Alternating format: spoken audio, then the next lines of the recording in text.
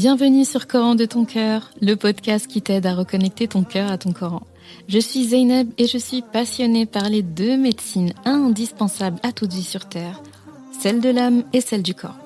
Je suis donc enseignante de Coran et interne en médecine générale.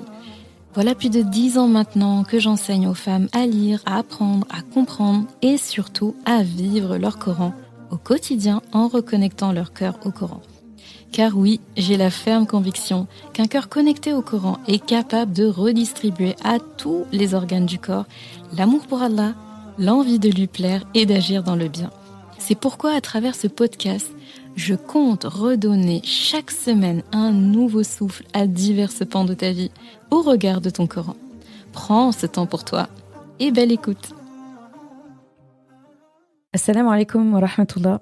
J'espère que tout le monde se porte bien, ainsi que ta famille. Alors aujourd'hui, cet épisode est un peu la partie 2 d'un épisode qu'on avait déjà démarré avec Maître Soraya Ramouni, avocate spécialisée dans les affaires familiales. Et l'épisode, je l'avais nommé volontairement le divorce, un tabou qui n'existe pas dans ton Coran. Et j'avais mis entre parenthèses en plus cesser le feu. Tu vois, partie 1, cesser le feu. Donc là, aujourd'hui, la partie 2, ce sera et après. Et alors, en gros, et après, qu'est-ce qui se passe? Après la pluie, le beau temps, en gros. Et donc, c'est la partie 2. La semaine dernière, j'avais fait un épisode en solo au sujet de remariages qui ont brisé tous les tabous au temps de Rasulullah sallallahu alayhi wa sallam, donc la meilleure période. Et donc, pour montrer en gros qu'il y a des mariages qui ont pris fin soit par le décès du conjoint, soit par un divorce, et après lequel les choses se sont bien passées, que ce soit au niveau de leur descendance, que ce soit au niveau de leur relation, que ce soit au niveau de leur remariage, et que c'était très important d'en parler. On a parlé aussi d'un passage du Coran qui montre vraiment ces 3 phases de mariage, divorce et post-divorce. Donc, occulter ça, c'est pas bon. Et donc, ça rentre toujours dans notre histoire de tabous, finalement, qui n'en sont pas, et que le mot tabou, par définition, ne peut pas être accolé à un sujet mentionné dans le Coran, parce que par essence, un tabou, c'est quelque chose qui est occulté, comme le dit le Larousse. Et citez-moi un sujet religieux, de vie, même de manière générale, qui est occulté, donc pas mentionné dans le Coran ou dans la Sunna, on n'en trouvera pas. Il n'y a pas de tabou. Tout a été abordé par Rasulullah sallallahu alayhi wa sallam de son vivant. Et donc, j'accueille Zina. Salam alaikum Zina. Alaikum salam Zeynep. Comment tu vas? Écoute, alhamdoulilah, ça va, parce que des fois on peut dire aussi alhamdoulilah, ça va moins bien, mais aujourd'hui, alhamdoulilah, ça va. J'ai pris le temps de me reposer, de prendre soin de moi, et donc, alhamdoulilah, je vais bien. Et toi, Zeynep, comment tu vas? Écoute, j'ai envie de dire la même chose que toi. Juste une pointe de manque de sommeil, mais ça, je l'impute tout à fait à mon rythme, et donc il faut que je m'écoute. Et je sais que tu as envie de me tirer les oreilles quand tu me vois courir à 1000 à l'heure, mais c'est en cours d'amélioration. Je t'apprendrai à dormir comme il faut. Voilà, je vais écouter les conseils. Alors, donc Zina, pour te présenter, je me permets de te présenter parce que je te connais très bien, vu qu'on est amis même dans la vraie vie, et collègues quelque part aussi, parce qu'on est tous les deux dans des métiers de la santé. Alors Zina, du coup, notre chère Zina, toi qui m'écoutes, elle est mariée, elle est maman de 3 beaux enfants, machallah. Elle est sage-femme de formation, elle a aussi une formation de sexologue, elle est clinicienne et thérapeute de couple. Et c'est une partie que j'apprécie beaucoup dans ton métier, c'est que machallah, tu sauves des couples, en tout cas ceux qui ont envie de faire quelque chose, tu sauves des couples, tu accompagnes aussi des couples pour qui c'est très compliqué, ceux qui se séparent, et aussi en poste. Donc du coup, c'est pour ça que je suis très très contente de t'avoir aujourd'hui, parce que tu as un panel assez large et assez varié de ce qui se fait dans la communauté, parce que quand on vit pas les choses et on n'est pas au contact de ces problèmes-là, eh bien, pour ceux qui sont dans le problème, ils pensent qu'il y a que eux, et pour ceux qui ne sont pas dedans, ils minimisent les chiffres, en fait. C'est comme l'épisode que j'avais fait avec Soraya, où j'ai eu des retours de frères et de sœurs qui disaient, mais en fait, on avait déjà entendu qu'il y a un mariage sur 2 qui finissait en divorce, mais on était loin d'imaginer que dans la communauté musulmane, on était arrivé à 50%. Et c'est énorme. Et donc, du coup, les gens ont tendance à minimiser les chiffres, et aussi bien pour Soraya que pour toi, toi tu reçois au cabinet donc les gens qui ont ces problèmes-là, les gens qui veulent vraiment solutionner leurs problèmes. Donc, effectivement, tu vas pouvoir nous dire ce que tu rencontres souvent et qu'est-ce que tu fais pour les accompagner. Dans tout ça, parce que ça suffit pas, machallah, tu es aussi formatrice et tu travailles avec le frère Oussama au sein de votre activité thérapeutique où vous formez les couples. Et de toute façon, toi, tu vas nous en parler là, mais où vous formez les couples ou les futurs couples ça s'appelle À nous deux, je crois, au séminaire. Et machallah, c'est top. Ça permet vraiment de se préparer au mariage, à la vie à deux, quand c'est pas encore fait. Et pour les jeunes mariés, eh bien, de prendre le bateau correctement. Et vraiment, qu'Allah vous récompense pour ça. Quand je vois ça, j'ai envie d'envoyer tout le monde, tous ceux que je connais qui ont envie de se marier, j'ai envie de leur dire, mais allez, ce séminaire, vous sauvez des vies aussi avec ça. Donc, est-ce que tu veux nous parler de ce séminaire d'ailleurs? Alors, ce séminaire, c'est un des premiers projets qui avait vu le jour en début de carrière, je peux dire ça comme ça. Donc, c'était en 2014. J'avais eu l'opportunité de me former en tant que sexologue clinicienne, thérapeute de couple avant de me marier. Et je me suis dit, en fait, mais ça, il faut le partager, en fait. C'est pas possible de se marier sans avoir ce bagage-là. Et c'est à ce moment-là que j'ai rencontré Oussama Jamal. Et à l'époque, on avait donné ce séminaire avec le professeur Rachid Hadesh, c'est un très très beau souvenir que nous avons. Il y avait aussi le shir Anistigra. Et donc, on avait donné ce séminaire-là. Donc, vraiment pour les couples, pour les aider à arriver dans le mariage outillés, préparés, en sachant ce qui les attend. Et alhamdoulilah, jusque maintenant, je suis encore en contact avec des couples qui avaient participé à cette première édition. Et jusqu'aujourd'hui, en fait, c'est vraiment, ces enseignements-là, en fait, ils sont finalement intemporels. C'est vraiment des bases, un socle qui accompagne le couple tout au long de sa vie. Et donc, on est très fiers, alhamdoulilah, d'avoir mis ce projet en place. Et on réitère l'expérience plusieurs fois chaque année, alhamdoulilah. Et en fait, on a copié un petit peu ce qui se faisait en Malaisie. Donc, les Malaisiens, alors ma belle par exemple, avant d'aller à l'Hajj, ils vont faire comme un stage de Hajj dans un grand gymnase pour se préparer au mieux. Avant de se marier, pareil, ils passent un fameux permis de mariage. Et on s'est dit, on doit en fait avoir ça ici.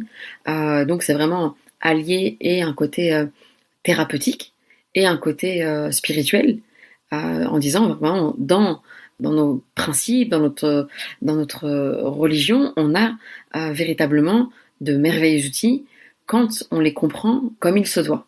Et parce que malheureusement, quand on rencontre des gens qui ont des soucis, ils vont parfois même utiliser la religion pour régler des comptes, pour punir l'autre. Tu vois ce hadith, qu'est-ce qu'il dit? Tu vois ce verset, qu'est-ce qu'il dit? C'est vraiment, ça devient une arme en fait, alors qu'ici, c'est le contraire, c'est de dire, ok, qu'est-ce que la religion nous apporte? Quel est le cadre? Quel sens a-t-il? Et en quoi peut-il être un vrai appui, une vraie source de bien-être pour démarrer notre vie de couple et même nous accompagner tout au long de celle-ci de manière la plus apaisée et la plus sereine possible. Donc ça fait partie de notre travail, on va dire, de manière annuelle. D'ailleurs, le prochain a lieu ici dans quelques jours, Inch'Allah. Et c'est un plaisir de vraiment de rencontrer des couples qui en général c'est des fiancés ou des jeunes mariés qui viennent et des notions qui parfois ils n'ont jamais abordées ou que leurs parents qui pourtant sont très ouverts d'esprit, sont proches d'eux, ne leur ont jamais développé. Et comme tu disais, il y a encore des sujets tabous en fait. Il y a encore des sujets tabous et l'idée c'est justement de dire non, il n'y a pas de tabou dans notre religion. On peut parler de tout tant qu'il y a du respect et de la pudeur. Et tant qu'on le fait avec cette idée de prendre soin de soi, prendre soin de l'autre pour prendre soin du nous, en tout cas dans le couple, de prendre soin du nous. En plus, vous avez un tronc commun et après, il y a une partie que entre femmes, une partie que entre hommes aussi. Tout à fait. Donc Oussama avec les hommes et toi avec les femmes. Tout à fait. C'est vrai que j'ai cette spécificité d'être sexologue clinicienne et dans la préparation au mariage, ça fait partie du trousseau. Comme je dis toujours, les personnes quand elles vont se marier, elles vont penser à aménager leur appartement, où est-ce qu'on part en voyage de noces, pour la salle, comment est-ce qu'on va décorer, etc. Mais il y a tout ce volet aussi intime parce qu'on se marie aussi pour avoir une vie intime aussi spéciale qu'elle puisse être, aussi unique qu'elle puisse être finalement, parce qu'elle est propre à chaque couple. Sauf que ce qu'on constate sur le terrain, c'est qu'il y a peu de couples qui sont réellement bien préparés à cette vie intime, autant chez les femmes que chez les hommes. Et donc c'est vrai qu'on a cette spécificité dans nos séminaires, d'avoir ces moments-là où on est séparés et où on parle clairement de vie intime, en s'appuyant sur des versets, en s'appuyant sur la vie du prophète sallallahu alayhi wa sallam, et en voyant clairement que oui, islam et sexualité sont compatibles, et c'est même très sain, c'est même recommandé, c'est même promu, et souvent c'est l'émerveillement chez les gens en mode ok, on m'avait jamais dit ça comme ça. On m'avait jamais montré ça comme ça. On m'avait jamais expliqué on m'avait jamais expliqué ça sous cet angle-là. Et donc, c'est un moment très agréable où justement ça permet aux gens de découvrir une facette de la vie intime qui était jusqu'ici méconnue. Subhanallah. Non, c'est top. Je suis très contente en tout cas de t'avoir aujourd'hui. Honorée que tu me réinvites, Zainab. Oui, on avait fait un épisode ensemble, Machallah, qui avait été beaucoup apprécié d'ailleurs. Il y avait beaucoup d'outils qui ont aidé les auditeurs.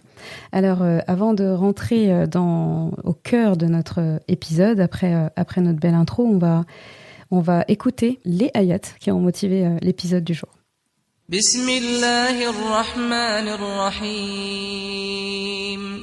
فإذا بلغن أجلهن فأمسكوهن بمعروف أو فارقوهن بمعروف وأشهدوا ذوي عدل منكم وأقيموا الشهادة لله ذلكم يوعظ به من كان يؤمن بالله واليوم الآخر ومن يتق الله يجعل له مخرجا ويرزقه من حيث لا يحتسب ومن يتوكل على الله فهو حسبه إن الله بالغ أمره قد جعل الله لكل شيء قدرا. Lorsque le délai de viduité de la femme répudiée touche à sa fin, vous pouvez soit la reprendre de façon convenable, soit la libérer de façon convenable, en prenant à témoin 2 musulmans intègres qui devront, par obéissance à Allah, témoigner en toute équité.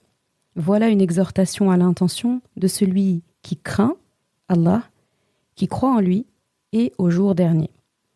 Allah ménagera toujours une heureuse issue à celui qui le craint.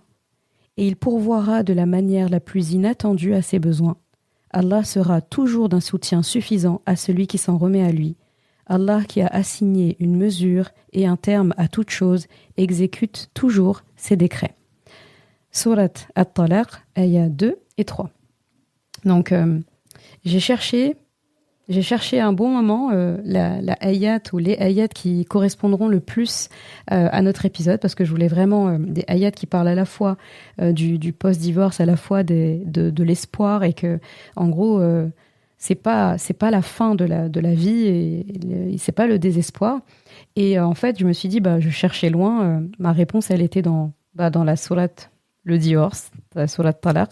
Et je trouve que c'est parmi les plus belles ayats sur le tawakkul, sur le fait de s'en remettre à Allah dans le Coran. Ça fait partie de mes ayats préférés. Donc, وَمَنْ يَتَّقِ اللَّهَ يَجْعَلْ لَهُ مَخْرَجًا وَيَرْزُقْهُ مِنْ حَيْثُ لَا يَحْتَسِبُ وَمَنْ يَتَوَكَّلْ عَلَى اللَّهِ فَهُوَ حَسْبُهُ إِنَّ اللَّهَ بَالِغُ أَمْرِهِ قَدْ جَعَلَ اللَّهُ لِكُلِّ شَيْءٍ قَدْرًا. Donc, en gros, Allah, il ne demande pas grand-chose ici. Il nous demande peu de choses, mais qui sont des grandes choses. De croire en lui, de le craindre, vraiment d'avoir conscience de lui et de craindre de le décevoir, et de croire en lui et au jour dernier. Et il y a les ayats où Allah parle à la fois du fait de croire en lui et en le jour dernier. C'est des ayats où il faut être très attentif, très vigilant, et c'est des ayats où Allah nous montre clairement que il faut pas jouer ici, il faut pas faire n'importe quoi. Donc en gros, faites attention et ayez Allah en tête quand vous divorcez et au post-divorce. Quand on pense à ça, déjà, on se calme et on se dit il faut que je fasse les choses correctement. Donc Allah nous demande ces choses-là. Et là où on s'attendrait à ce qu'ils disent si vous ne le faites pas, alors vous attendez à tel châtiment, eh bien on n'a pas la conséquence de alors si vous faites ça, il y aura des problèmes. Ils préfèrent plutôt, pour rester dans l'espoir, nous dire et celui qui applique ça et qui veut vraiment s'en remettre à moi, qui craint de me décevoir, qui a conscience de moi, eh bien, je vais lui donner. Et là, on s'attend pas, tu vois, on s'attendrait à ça pour des choses bien que tu as fait. Mais c'est tellement pas facile de se maîtriser pendant le process de divorce. C'est tellement pas évident de garder espoir en post-divorce que Allah nous promet finalement des choses grandioses. Il dit qu'il va nous nous donner. Il parle de rizq, donc le rizq, c'est là vraiment qu'on voit que c'est pas que de l'argent, etc. C'est vraiment, il va faire remplir toutes les jauges de notre vie dont on a besoin. Et ce que je trouve beau dans cette ayah, c'est qu'il dit qu'il va le faire d'une manière inattendue. D'une manière, en fait, par des moyens que tu ne pensais pas. Vraiment. Et après, on pense qu'il va s'arrêter, mais non, il dit... Et puis, il continue de dire vraiment qu'Allah a donné une mesure, un qadar, une situation à toute chose. En fait, pour toute chose, il lui a donné la pleine mesure. Donc, ne crains pas, en fait, ce qui va se passer après. Alors, je veux juste que tu me dises qu'est-ce que ces ayats t'inspirent et est-ce que tu es d'accord avec le choix de ces ayats-là pour notre épisode? On ne peut que être d'accord, cher Zeynep. On ne peut pas, on va dire, résister ou refuser à cette belle, en tout cas, lecture et interprétation. Ce qui est marquant ici en traduction, c'est ce qui revient, c'est cette notion du tawakkul. Et cette notion du tawakkul, en fait, elle va être, si tu veux, parallèle à cette notion d'acceptation. Parce que le tawakkul, il n'est possible, finalement, en tout cas ce qu'on va constater dans l'accompagnement des personnes qui ont divorcé. Donc ça aussi, vous allez souvent entendre dire les personnes qui ont divorcé et pas qui sont divorcées. On ne dit pas salam alaikum, je suis divorcée. On peut ne pas le dire, mais si ça doit être dit, c'est salam alaikum, j'ai divorcé. Voilà, c'est révolu, c'est passé. Et donc, quand on accompagne les personnes qui ont divorcé, on va voir que le travail peut être mené si et seulement si il y a une vraie acceptation. C'est-à-dire que si elles sont dans la résistance de « ouais, mais finalement, sans cette personne-là, je me sens plus exister, je me sens plus être, ma vie n'a plus de sens », c'est très problématique. C'est très problématique parce qu'il n'y a pas cette possibilité d'aller de l'avant, il n'y a pas cette vision de l'avenir sans la personne qui ne fait plus partie du couple, parce que le couple n'est plus. Et donc cette notion du tawakkul, pour moi, c'est vraiment un point qui vient quotidiennement dans les thérapies, parce que voilà, c'est très facile à dire, hein, oui, le tawakkul, c'est important, ça fait partie de ma vie, j'applique le tawakkul, mais quand on interroge les gens dans leur quotidien, on va voir que il y a énormément de doutes, énormément de doutes. Il y a est-ce que finalement Dieu va m'accorder un nouveau mariage? Déjà, avant même d'aller dans un nouveau mariage, c'est, tiens, toi aujourd'hui, est-ce que tu as accepté ce divorce qui a eu lieu et comment est-ce que tu vas? Vraiment, tu vois, je pose souvent la question aux personnes qui consultent, c'est comment ça va aujourd'hui? Mais le vrai comment ça va? Et on va voir que beaucoup de personnes qui ont divorcé, en fait, se laissent aller, développent des troubles dépressifs, broient du noir, tombent dans une certaine négativité parce que en fait il y a trop d'enjeux dans ce divorce là, tu vois. Et ça on va voir que bon, finalement c'est multifactoriel, hein, tu vois. Ça va être lié à comment le divorce est perçu dans leur famille. Il y a des personnes qui ont divorcé pour qui c'est ok, j'ai divorcé, ça a été une expérience et j'ai appris beaucoup de choses et je vais de l'avant. Mais en thérapie, on va surtout rencontrer des personnes qui s'en remettent pas, en tout cas qui ont du mal à s'en remettre, et avec qui on va devoir justement faire un travail pour leur montrer que, ok, le divorce, c'est pas la fin de ta vie. L'idée ici, c'est pas de dire aux gens divorcer, enfin, je pense que tu l'as répété déjà dans les précédents épisodes de Zeynep. L'idée ici, c'est pas de dire aux gens, voilà, divorcer, c'est génial, c'est la liberté, ne vous prenez pas la tête à rester mariés, c'est loin de là. Ouais. Personne n'a envie de divorcer, en vrai. Ouais, et c'est vrai que... Quand ils se marient. Exactement, et ça, c'est une phrase que j'entends régulièrement, c'est « Oui, mais moi, je me suis pas mariée pour divorcer. » Personne ne se marie pour divorcer. Et je dis souvent, comme voilà, en boutade, je leur dis, bon, sauf dans les mariages blancs, où voilà, c'est un commun accord, mais bon, qui aujourd'hui se marie encore de cette façon-là? Donc oui, c'est triste, c'est reconnaître le fait qu'un divorce est triste, et quoique, des fois, quand il y a eu des situations horrible, avec de la violence, avec des trahisons répétées, etc. Le divorce peut être finalement une source de libération pour la personne qui a souffert, même si c'est triste de ne plus finalement être dans un couple. Et je l'entends et je le comprends, et je pense qu'il y a beaucoup d'auditeurs qui peuvent réellement comprendre cette notion-là. Mais je reviens sur cette idée du tawakkul qui va être possible si et seulement si, finalement, on accepte qu'il y a eu divorce et que voilà. En fait, c'est pour ça qu'on parle souvent de faire le deuil d'une précédente relation. Mais dans le faire le deuil, en fait, pour moi, c'est une notion assez occidentale, tu vois. Pour moi, il manque cette notion d'accepter. En fait, c'est le qadar. C'était écrit, c'était voulu, ça avait un sens. Même si aujourd'hui tu ne le comprends pas, il y a un jour où tu vas le comprendre. Et tant que, par exemple, il y a des personnes qui vont dire, mais moi, tant que je comprends pas, j'arrive pas à passer à autre chose.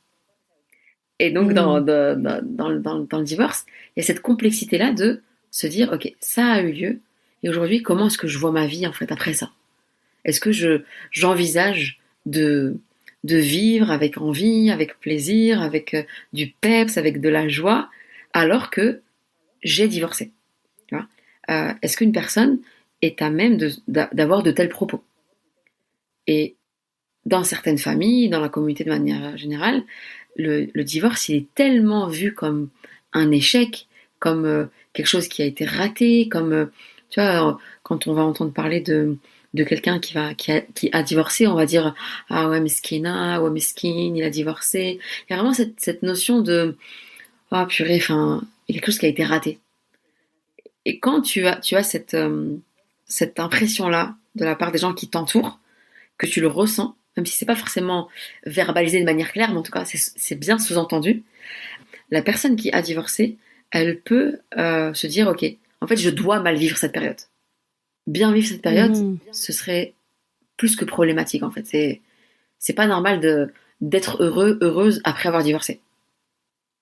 Et en plus, ça va rajouter à ça la culpabilité de pourquoi ça n'a pas fonctionné. C'est-à-dire, ça n'aide vraiment pas à faire un travail et de réflexion et sur ce qui s'est passé. Parce que finalement, je pense que tu nous expliqueras ça plus tard, que pour rebondir après et pour passer à autre chose, il y a du travail à faire, subhanallah. Et tu sais, tout à l'heure, quand tu parlais de libération, tu as donné la définition de talaq. Talaqa, ça veut dire se libérer. Donc Allah a utilisé même un beau terme quand il parle de ce divorce-là. En français, quand on dit divorce, ça ne nous parle pas, en fait. Étymologiquement, voilà. Alors, on utilise même le mot divorce pour parler de gens qui se séparent dans le travail. Oui, c'est le divorce de l'État avec ça. Oui, c'est le divorce de tel associé avec tel associé. Pour te dire, c'est devenu la ref, mais c'est devenu le mot qui sert à définir d'autres séparations. Mais Allah, il aurait pu utiliser firaq, il aurait pu utiliser d'autres mots, cassure, séparation, arrêt. Il aurait pu utiliser d'autres mots, mais il a utilisé talaq. Et talaqa, c'est vraiment les Arabes l'employaient pour dire quand par exemple ils attachaient un chameau et qu'après qu'il lui a enlevé son attache, ils disaient ils l'ont libéré. Tu vois, donc vraiment talaqa, c'est le sens qui est mentionné. Quand ce verbe est utilisé dans la langue arabe, c'est pour dire des choses positives. Tu vois, donc incroyable. Tu vois, et nous on le voit. Tu vois, comme une fois, on a une mauvaise lecture, on a de mauvaises lunettes quand on lit les choses. Ouais. Alors là, même à travers le mot talaq, nous montre que il faut avancer. La suite doit être positive. C'est ça. Parce que je pense qu'il y a beaucoup de personnes qui s'arrêtent au fait que, voilà, parmi les choses autorisées, le divorce est la plus détestée. C'est quelque chose que les gens, on va dire, ont compris, ont assimilé et retiennent, et en fait relient à la notion du divorce. Mais il n'y a pas cette compréhension de finalement, le divorce, il a un sens, et tu n'existes pas exclusivement dans un rôle de personne mariée. Et ça, j'aime bien revenir finalement à ce qu'on nous transmet quand on vient de familles où depuis toute petite on nous dit voilà, je vais le dire en tunisien, donc voilà, c'est des choses que j'ai entendues dans pas mal de familles autour de moi quand j'étais petite. C'était voilà, Inch'Allah yiji nhar yiji rajl ou yifarhak. Donc Inch'Allah, un jour un homme viendra et il te rendra heureuse. Et donc quand tu as absorbé de tels propos, quand tu es une petite fille en pleine construction psychique, et bien quand tu grandis, que tu deviens une jeune adulte, tu conditionnes ton bonheur au mariage, à la présence d'un époux. Et donc inconsciemment, le jour où il y a divorce, inconsciemment, tu vas te dire en fait, ok, ce bonheur-là disparaît avec lui. L'illusion du bonheur dans laquelle je pensais être disparaît avec lui. Et donc, est-ce que seule, je peux être une femme? Je vais m'adresser aux femmes, c'est surtout elles qui me consultent. Le jour où j'aurai autant d'hommes qui me consulteront, j'aurai un discours plus masculin, je pense. Et donc, le jour où ces femmes vont divorcer, elles peuvent avoir énormément de difficultés à envisager cette période post-divorce comme une période de renouveau, de bien-être, de travail sur soi, de nouveau départ. Donc ça aussi, comment est-ce que dans les familles, on inculque cette notion du mariage et du divorce? Est-ce que c'est, voilà, tu te maries et tu dois rester marié coûte que coûte? Est-ce que déjà... pour le meilleur et pour le pire. Voilà, pour le meilleur et pour le pire, c'est absolument pas une notion musulmane. Hein. Du tout. Du tout, pour le meilleur, moi je dis pour le meilleur et pour le moins meilleur. Et pas pour le pire. Pas pour le pire. Alors parce que pour le pire, ça veut dire arrête. Alors moi je dis autre chose encore, Zeynep. Moi je dis pour le meilleur et ensemble face au pire. Hey, wallah. C'est encore mieux. C'est-à-dire que le pire, c'est pas toi qui dois venir me l'imposer, ou c'est pas moi qui dois venir te l'imposer. C'est toi et moi qui affrontons le pire, qui est indépendant de notre volonté et qui n'appartient pas au couple en fait. Et on va faire en sorte que notre couple puisse faire face à ce pire-là qui peut être, je sais pas moi, une inondation, un licenciement, une maladie, mais c'est pas une personnalité ou des traits de caractère qui vont pourrir la vie de l'un ou de l'autre. Je reviens tout à l'heure sur un hadith que tu as mentionné pour préciser ça quand même aux auditeurs, parce que c'est un hadith qui est souvent cité et souvent par les mêmes personnes, que des choses qu'Allah a autorisées, le divorce est celle qui déteste le plus. C'est un hadith faible. Et pourtant, il est trop répété. C'est un hadith faible. Rien que la construction du hadith, etc. Les Mufassiroun disent déjà dans la chaîne de transmission, il y en a il y a des personnes dont on considère en fait quand ils sont dans ces chaînes-là, c'est un hadith faible. Okay. Mais même certains ulama ont analysé ce hadith en disant justement que par rapport parce que les hadiths de manière générale ont une construction, ils ont en fait une certaine logique, et là en fait ça respectait pas ces logiques-là. Et pourtant il continue d'être répété, et donc faut que les gens arrêtent de se dire, tu vois, parce que ça, il y a encore cette culpabilité en fait dedans. C'est-à-dire, c'est autorisé, mais Allah le déteste. C'est ça. Comment un mot comme ça qui s'appelle talaq, qui veut dire libération, peut être détesté par Allah? Allah, s'il déteste quelque chose, il te l'autorise pas en fait. Ouais, c'est du bon sens en fait, hein, mais c'est il y a des messages comme ça qui sont véhiculés, qui finalement vont venir créer énormément de peur, énormément de mal-être. Voilà, je vais mettre ma casquette de sexologue clinicienne. Quand on demande aux gens qu'est-ce qu'ils connaissent au sujet de ce que la religion dit à propos de la vie intime, ce qui revient très très souvent, c'est le hadith des anges, de la femme qui va se refuser à son mari et maudite jusqu'au matin. Alors, ce hadith-là, sorti de son contexte, il peut être il peut être très violent en fait. Ça peut être l'ouverture à des violences sexuelles, ça peut être l'ouverture au non-respect du consentement au sein du couple, ça peut être l'ouverture à du viol conjugal. C'est très grave en fait. C'est très très grave de penser que le prophète sallallahu alayhi wa sallam aurait finalement dit une parole pour tous les couples sans condition. Et donc ce qui m'interpelle moi, c'est dans l'éducation à la vie intime, ce que les gens ont retenu, c'est de la violence. Et donc quand par exemple je vais avoir des femmes qui en post-divorce, par exemple, moi j'ai énormément de femmes qui vont venir en post-divorce parce que elles ont été traumatisées de la vie intime qu'elles ont eue dans leur précédent mariage. Et par exemple, elles vont se dire ok, c'est vrai que aujourd'hui on présente des hommes, mais moi j'ai tellement eu une expérience traumatisante que je ne me vois pas finalement me remarier et être intime à nouveau dans les mêmes conditions qu'avant. Et souvent, quand je prends le temps d'étudier la question avec elles, je vais voir que effectivement, elles ont eu une vie intime chaotique qui ne respecte absolument pas les règles de base que préconise la religion.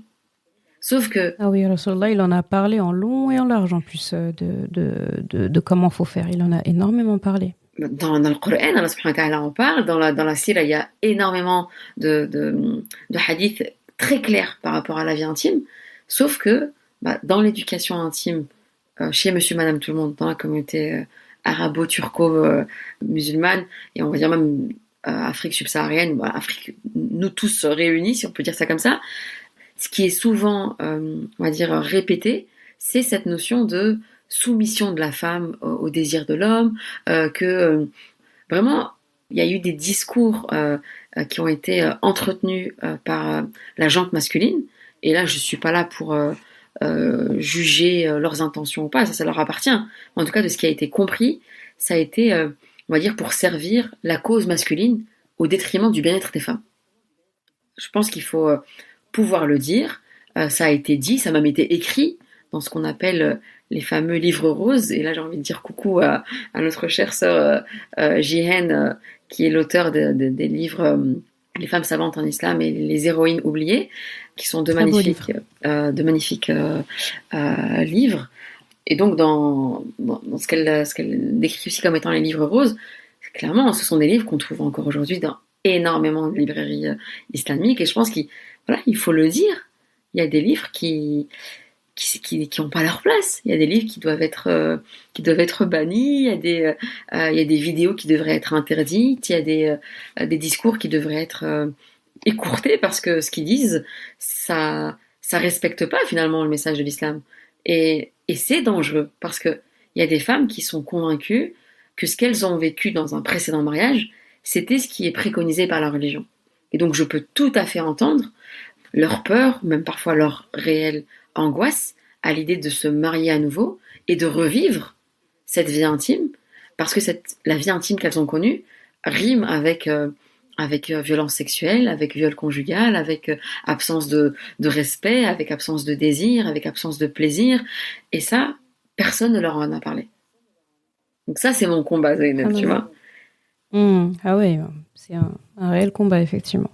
Du coup, ça m'amène à te demander, avec les couples que tu suis ou les personnes individuellement, en tout cas en post-divorce, post-séparation, c'est quoi finalement les situations que tu rencontres le plus, les blocages ou craintes que tu rencontres le plus et qui t'amènent justement à faire comprendre aux personnes qu'il y a un réel travail à faire sur soi après une séparation ou un divorce.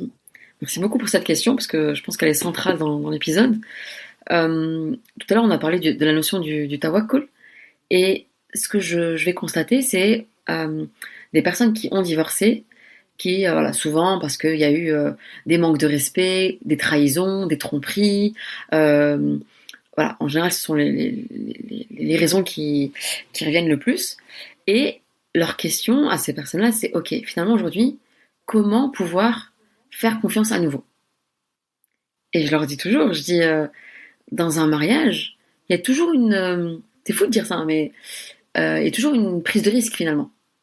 Et cette prise de risque, elle est adoucie, elle est apaisée par la véritable confiance en Allah subhanahu wa ta'ala. C'est en fait, moi je fais ma part, moi je fais mon job, et après, ce qui doit se passer, c'est pas ma responsabilité en fait. Et cette prise de risque-là, quand on a été trahi une première fois ou même plusieurs fois au préalable, c'est difficile de remettre le train en marche et de se dire, je vais une nouvelle fois faire confiance en une personne qui est peut-être finalement étrangère à moi, et est-ce que cette envie de regoûter au plaisir du mariage vaut le coup avec l'éventualité d'être trahi à nouveau? Et là, il y a des personnes qui vont vraiment revenir tout au long de même plusieurs séances avec ces notions de peur, de oui mais si jamais, et on ne sait pas, et qu'est-ce qui me garantit que... Oh, relâchez la pression et ne sous-estimez pas en fait la capacité divine. C'est-à-dire que croire que d'office, Allah subhanahu wa ta'ala, il vous prépare le pire des scénarios, c'est sous-estimer le fait qu'Allah subhanahu wa ta'ala, il vous réserve le meilleur. C'est dur à entendre quand la personne ne veut pas entendre ça. C'est dur à entendre, c'est vrai. Parce que quand tu dis remettre en question la capacité d'Allah, déjà la phrase tu la termines pas, c'est compliqué là déjà. Ouais, parce qu'en fait, on va voir que vraiment, en thérapie, subhanallah, ce qui est bien, c'est quoi? Les gens, quand ils vont venir au cabinet, ou quand ils consultent en ligne, peu importe, c'est que souvent, ils vont dire oui, ça me fait plaisir de vous consulter parce que pour moi, la spiritualité, c'est important. Donc, quand ils me tendent une telle perche, je ne peux que travailler avec tout au long de la prise en charge. Et donc, je vais toujours ramener ça. Ah, je me rappelle que lors de notre première rencontre, vous m'avez dit que la spiritualité, c'était important. Et donc, dans quelle mesure est-ce qu'aujourd'hui, vous avez pleinement confiance en Dieu? Est-ce que aujourd'hui, vous êtes convaincu que Allah subhanahu wa ta'ala, il vous réserve le meilleur? Est-ce que vous êtes convaincu qu'aujourd'hui, vous êtes légitime, en fait, vous avez le droit à goûter à un mariage qui se passe bien? Tu vois, quand t'as été blessé, trahi, etc., et que aujourd'hui on te présente une nouvelle personne, et que voilà, tu discutes avec cette personne, et que même les familles se sont rencontrées, mais que toi, ton cerveau, il te dit ouais, mais attention, hein, rappelle-toi, tu t'es déjà fait trahir une fois, donc sois méfiante. Et donc t'es dans un tiraillement, si tu veux, entre j'ai envie d'y croire, mais je sais qu'une première fois ça n'a pas été, donc qu'est-ce qui me garantit que ça va aller cette nouvelle fois? Et que Allah qui te peut te le garantir. Exactement. Et donc ça aussi, c'est un piège dans lequel, et là on va voir que c'est un piège dans lequel et les célibataires jamais mariés, et les célibataires qui ont déjà été mariés une première fois ou deux premières fois, ou peu importe le nombre de fois, c'est un piège dans lequel ces personnes-là peuvent tomber parce que elles peuvent être amenées à être dans une quête infinie de cette personne qui va leur amener une garantie qu'aucun être humain ne peut leur donner. Voilà, je te garantis que moi, je suis quelqu'un de véritablement bien, véritablement bon, qui est là avec sincérité pour ton bien-être. Ça reste une parole. Et c'est difficile, en fait. Et comment tu vas le vérifier, en fait, en vrai? Effectivement, c'est comme quand tu dis prise de risque, il y a des choses, en fait, qui se révéleront que dans la vie à deux, au quotidien. Et tu peux pas tester ça avant. Tout à fait. Et tu sais, je vais même te dire autre chose. Même pour les couples qui sont mariés, il y a toujours une part de mystère, une part d'inconnu. Même un couple marié, aucun couple marié, par exemple, peut dire oui, lui et moi ou elle et moi, ça va toujours aller. Allahu a'lam. Et c'est ça qui est fou, en fait, parce que à partir du moment, et ça, c'est un vrai problème dans lequel beaucoup de personnes tombent aujourd'hui aussi, c'est oui, mais donc ils vont mettre en place certains modes de fonctionnement. Je vais donner un exemple très concret pour que ce soit parlant. Exemple que je rencontre souvent aussi, des femmes qui vont continuer à travailler alors qu'elles n'en ont pas forcément besoin et encore moins envie, mais au cas où, tu vois. À partir du moment où une femme se dit au cas où, ça veut dire qu'elle a déjà un pied en dehors du mariage. Ah, subhanallah. Donc en fait, il y a des couples qui divorcent et sur qui on va jeter la pierre et tout. Et il y a ceux qui restent mariés avec un état d'esprit comme ça et en plus ça gangrène, tu vois. Donc quel est le mieux en fait? Ça peut être un véritable poison. Et ça, quand l'individu se dit, tu sais quoi, moi je fais ma part, j'estime et j'espère que l'autre fait sa part, et je suis prête à accueillir la suite. Quand une personne, elle atteint véritablement cet état d'esprit, alors elle est dans un sentiment de légèreté. Elle est, tu vois, je sais pas comment mettre des mots là-dessus, tu vois, mais c'est tawakkul, tout simplement. Voilà, tawakkul, c'est. En fait, t'es en train d'expliquer la ayah. Allah, en plus, t'as vu pendant une longue ayah, c'est comme s'il voulait pas lâcher, comme pour dire. Tawakkul, lâche pas, je te promets que je vais m'occuper de toi, en fait. Ouais. Et ça vaut, en fait, autant pour les personnes qui sont mariées, qui œuvrent, en fait. Et ça, on en avait parlé dans notre épisode il y a, maintenant, je pense, 1 an déjà, je sais même plus, Zeynep. Ouais, ça fait 1 an. Ça fait 1 an, c'est bon. Donc, on en avait parlé aussi que El Mawadda, elle va venir quand il y a de l'action. El Mawadda et El Rahma, elles vont arriver quand il y a de l'action. Elles vont pas arriver, c'est pas des ingrédients qui sont là dès le début du mariage. C'est fais tes preuves, et une fois que tu as fait tes preuves et que tu es sincère, et que tous les deux vous êtes sincères dans cette démarche-là, et que vous faites votre job finalement, le mawadda et le rahma, elles arrivent. Pour les personnes qui ont divorcé, c'est accepter, comprenez, réformez-vous, agissez, et vous verrez en fait, hop, le bien-être, il sera là. Et c'est incroyable parce que je rencontre des personnes qui, à peine divorcées, hop, se marient vraiment quelques mois après, avec une facilité fascinante. Et souvent, il y a l'entourage qui dit non, mais t'es sûr que c'est pas juste une relation pansement. Donc relation pansement, c'est quand en fait t'as pas guéri de ta relation précédente, de ton précédent mariage, et tu fais une nouvelle rencontre et waouh, tous tes espoirs retombent sur cette personne et tu te dis ok, ça va me permettre de guérir de ma précédente union. C'est inconscient, hein, c'est vraiment tu vois cette nouvelle personne comme un sauveur, une sauveuse, et t'y crois vraiment dur comme fer que ça va le faire et que il y a. Vas-y. Tu sais, ça me fait penser, ça m'a fait sourire au Sénégal, parce que du coup, je suis sénégalaise. En Wolof, pour la relation pansement, elle a un nom. Donc, ces auditeurs qui connaissent le Wolof vont très bien comprendre de quoi je parle. Quand il y a une relation pansement comme ça, on dit, mais ça, c'est fadj. Ils appellent ça fajmer. Ça veut dire soigner la déception. D'accord. Okay. Donc en fait, une relation. Donc le pansement, tu vois, ça revient toujours à la notion de soins de santé. Donc en gros, ils préviennent, tu vois, ils disent non mais franchement, elle sait ou il s'est marié avec toi, c'est juste pour soigner la déception du précédent mariage, tu vois. Donc c'est une notion qui est connue, quoi. C'est vrai. Et c'est cette relation pansement, en fait, il y a pas mal de personnes qui tombent dedans parce que voilà, l'être humain, il aime pas la tristesse finalement. Il aime pas la tristesse, il veut aller bien, il veut le bonheur, il veut la joie, et parfois, surtout en post-divorce, la tristesse, elle a un sens, elle a une fonction. Et ça peut être un peu bizarre de dire ça, mais il faut baigner dans cette tristesse pour s'en imprégner et pouvoir après, hop, ressortir guéri. Et tant que cette tristesse, tu vois, elle est mise sous le tapis et oh non, ça va, moi c'est bon, c'est juste que ça n'a pas été avec le précédent ou la précédente, mais c'est bon, je passe à autre chose et je suis clean et tout va bien et moi je suis quelqu'un de bien finalement et mon précédent mariage n'a pas tenu parce que juste c'était la faute à pas de chance ou c'était la faute de l'autre, comme on l'entend souvent. Et hop, finalement je prends la même version de moi et je la mets dans un nouveau mariage. Ça va pas aller.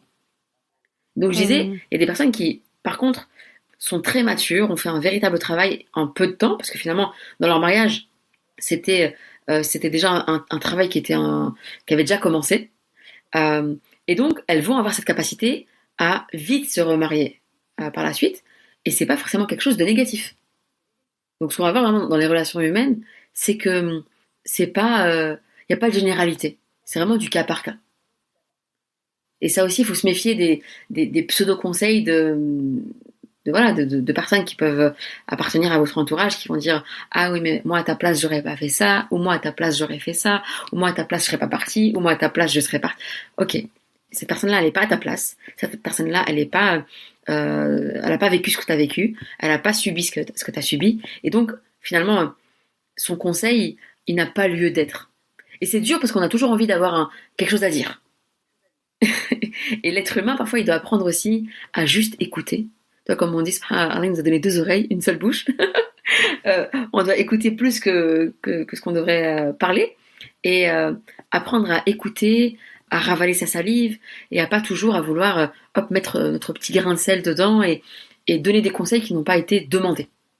Parce que des conseils, on en entend. Hein. J'entends des gens même qui disent, comme des règles, ils disent, par exemple après un divorce, genre, le temps de reconstruction, le temps de se remettre une autre relation, les gens qui disent, faut laisser passer 2 ans. Il y en a qui disent même qu'il faut laisser passer le temps de la relation. Je dis un mariage de 10 ans attend 10 ans. Quoi. Il faut autant de temps pour... T'imagines le couple qui est resté marié 15 ans, qui doit encore attendre 15 ans pour s'en remettre. Ouais.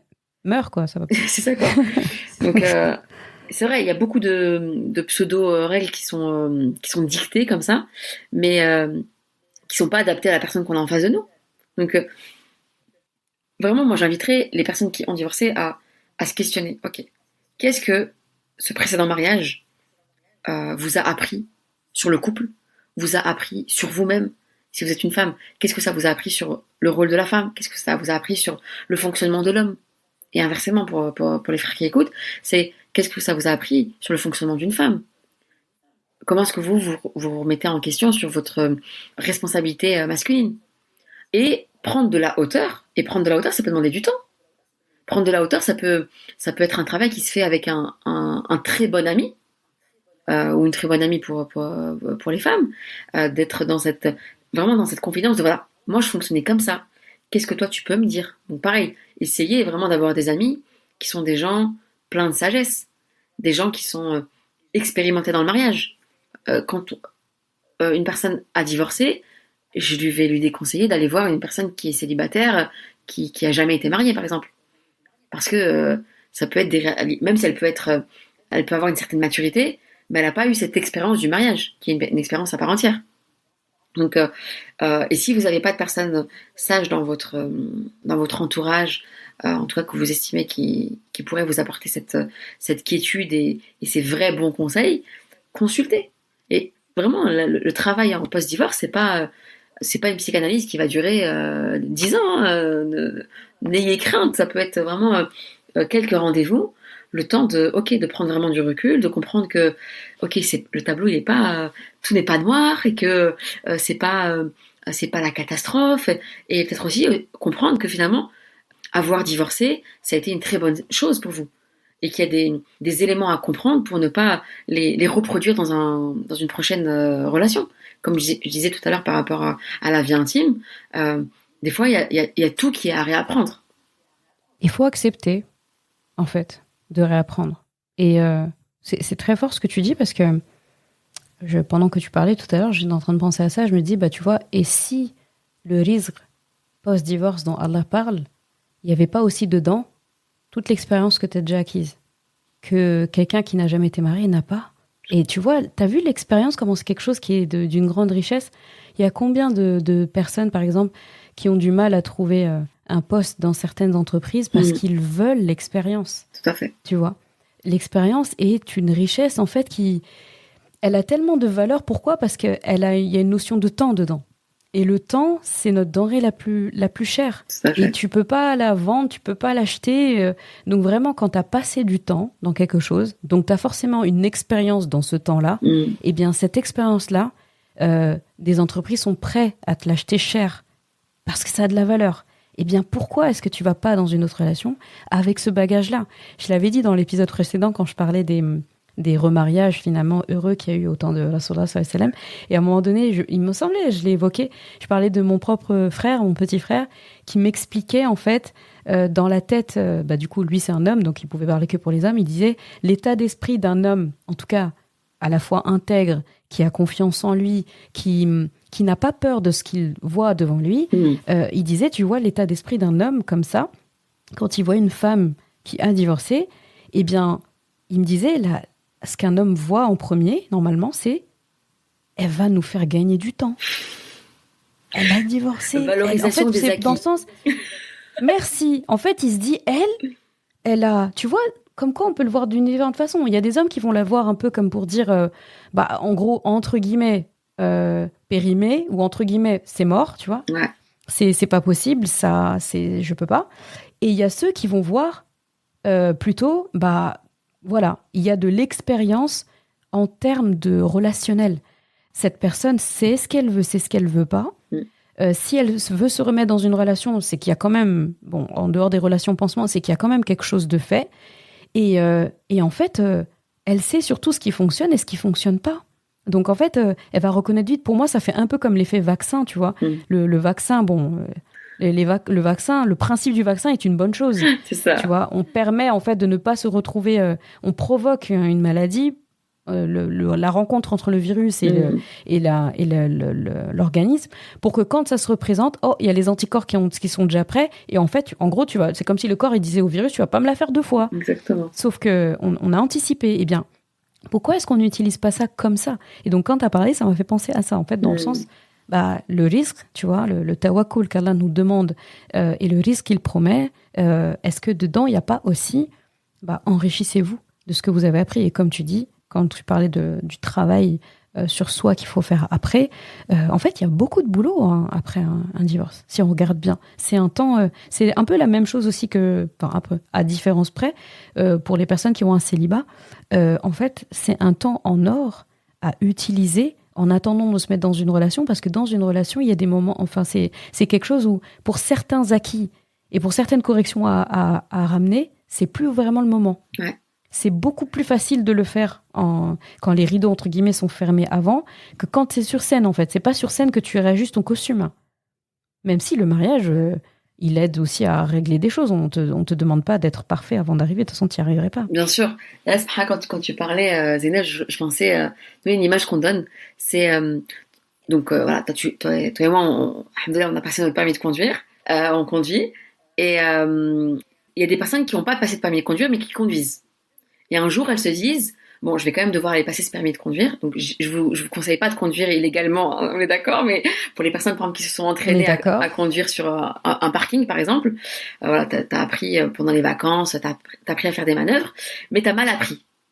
Eh bien, le jour où tu prends des heures de conduite, et qu'on t'apprend des règles que tu ne connaissais pas, eh ben, tu dois d'abord désinstaller l'apprentissage que tu as fait en solo pour pouvoir installer cette nouvelle information, pour intégrer cette nouvelle règle. Tu vois. Et effectivement, c'est plus facile quand il y a un travail qui est, si tu veux, quand tu as directement fait un vrai formatage et que tu as directement appris de bonnes choses et que tu t'es ajusté. Et là, ça va être toute la différence à faire entre une personne qui a divorcé, qui est mûre, qui est mature, qui s'est réformée, qui s'est questionnée, qui est vraiment honnête vis-à-vis d'elle-même, qui dit ouais, franchement, sur ça et ça, j'ai fauté, je reconnais, sur ces points-là, je sais que je vais devoir m'y prendre différemment dans une nouvelle relation. Tu vois, vraiment une personne qui est mature. Très important ça, très important. Dans une relation, on est deux. Exactement, et ça a distingué d'une personne qui sort d'un mariage, qui divorce, et hop là, qui est finalement, on prend le même, on recommence. Tu vois. Avec cette personne-là, la personne qui va se marier avec elle, il y aura elle va ramer finalement, parce qu'elle va devoir encore désinstaller des mauvaises habitudes pour en installer de bonnes. Donc elle est top ta métaphore. Elle est top ta métaphore. Tu veux rivaliser avec moi? Moi je suis la reine des métaphores. Ah, moi je suis la reine des métaphores aussi. Hein. Zina elle m'a détruit. Oui c'est vrai. Mais là ouais, on va faire une battle. On va faire un battle de métaphores. Parce que coucou à tous mes patients et patientes qui savent que des fois j'en abuse un peu en thérapie. Tu vois, je leur dis c'est comme si par exemple. Ah bah moi j'ai le même problème. Tu vois à la fin je dis s'il vous plaît. Vous savez que je métaphore. Vous êtes habitués maintenant. En plus je les ponds à la seconde des fois. Ah vraiment. Donc ça aussi, tu vois, par exemple, par rapport au mariage, à la relation de couple, on fait souvent le parallèle entre, par exemple, avec Oussama dans le séminaire, on va faire le parallèle entre la relation de couple et le voyage. Tu vois, par exemple, l'affiche de notre séminaire, c'est des valises qu'on a superposées. C'est trop belle d'ailleurs. Merci beaucoup. Et quand deux personnes se rencontrent, elles viennent toutes les deux avec leurs valises. Tu vois. Mais quand tu es à l'aéroport, des fois, tu as des excédents de bagages. Et donc, tu es en train de négocier en mode si, il le faut impérativement, ça, je peux pas m'en défaire, j'ai vraiment besoin de ça. Alors qu'en fait, on n'a pas besoin. Mais toi, tu es convaincu que c'est indispensable. Et donc, dans le mariage, tu dois apprendre à laisser des choses sur le côté et tu vas apprendre que finalement, tu peux voyager sans ça.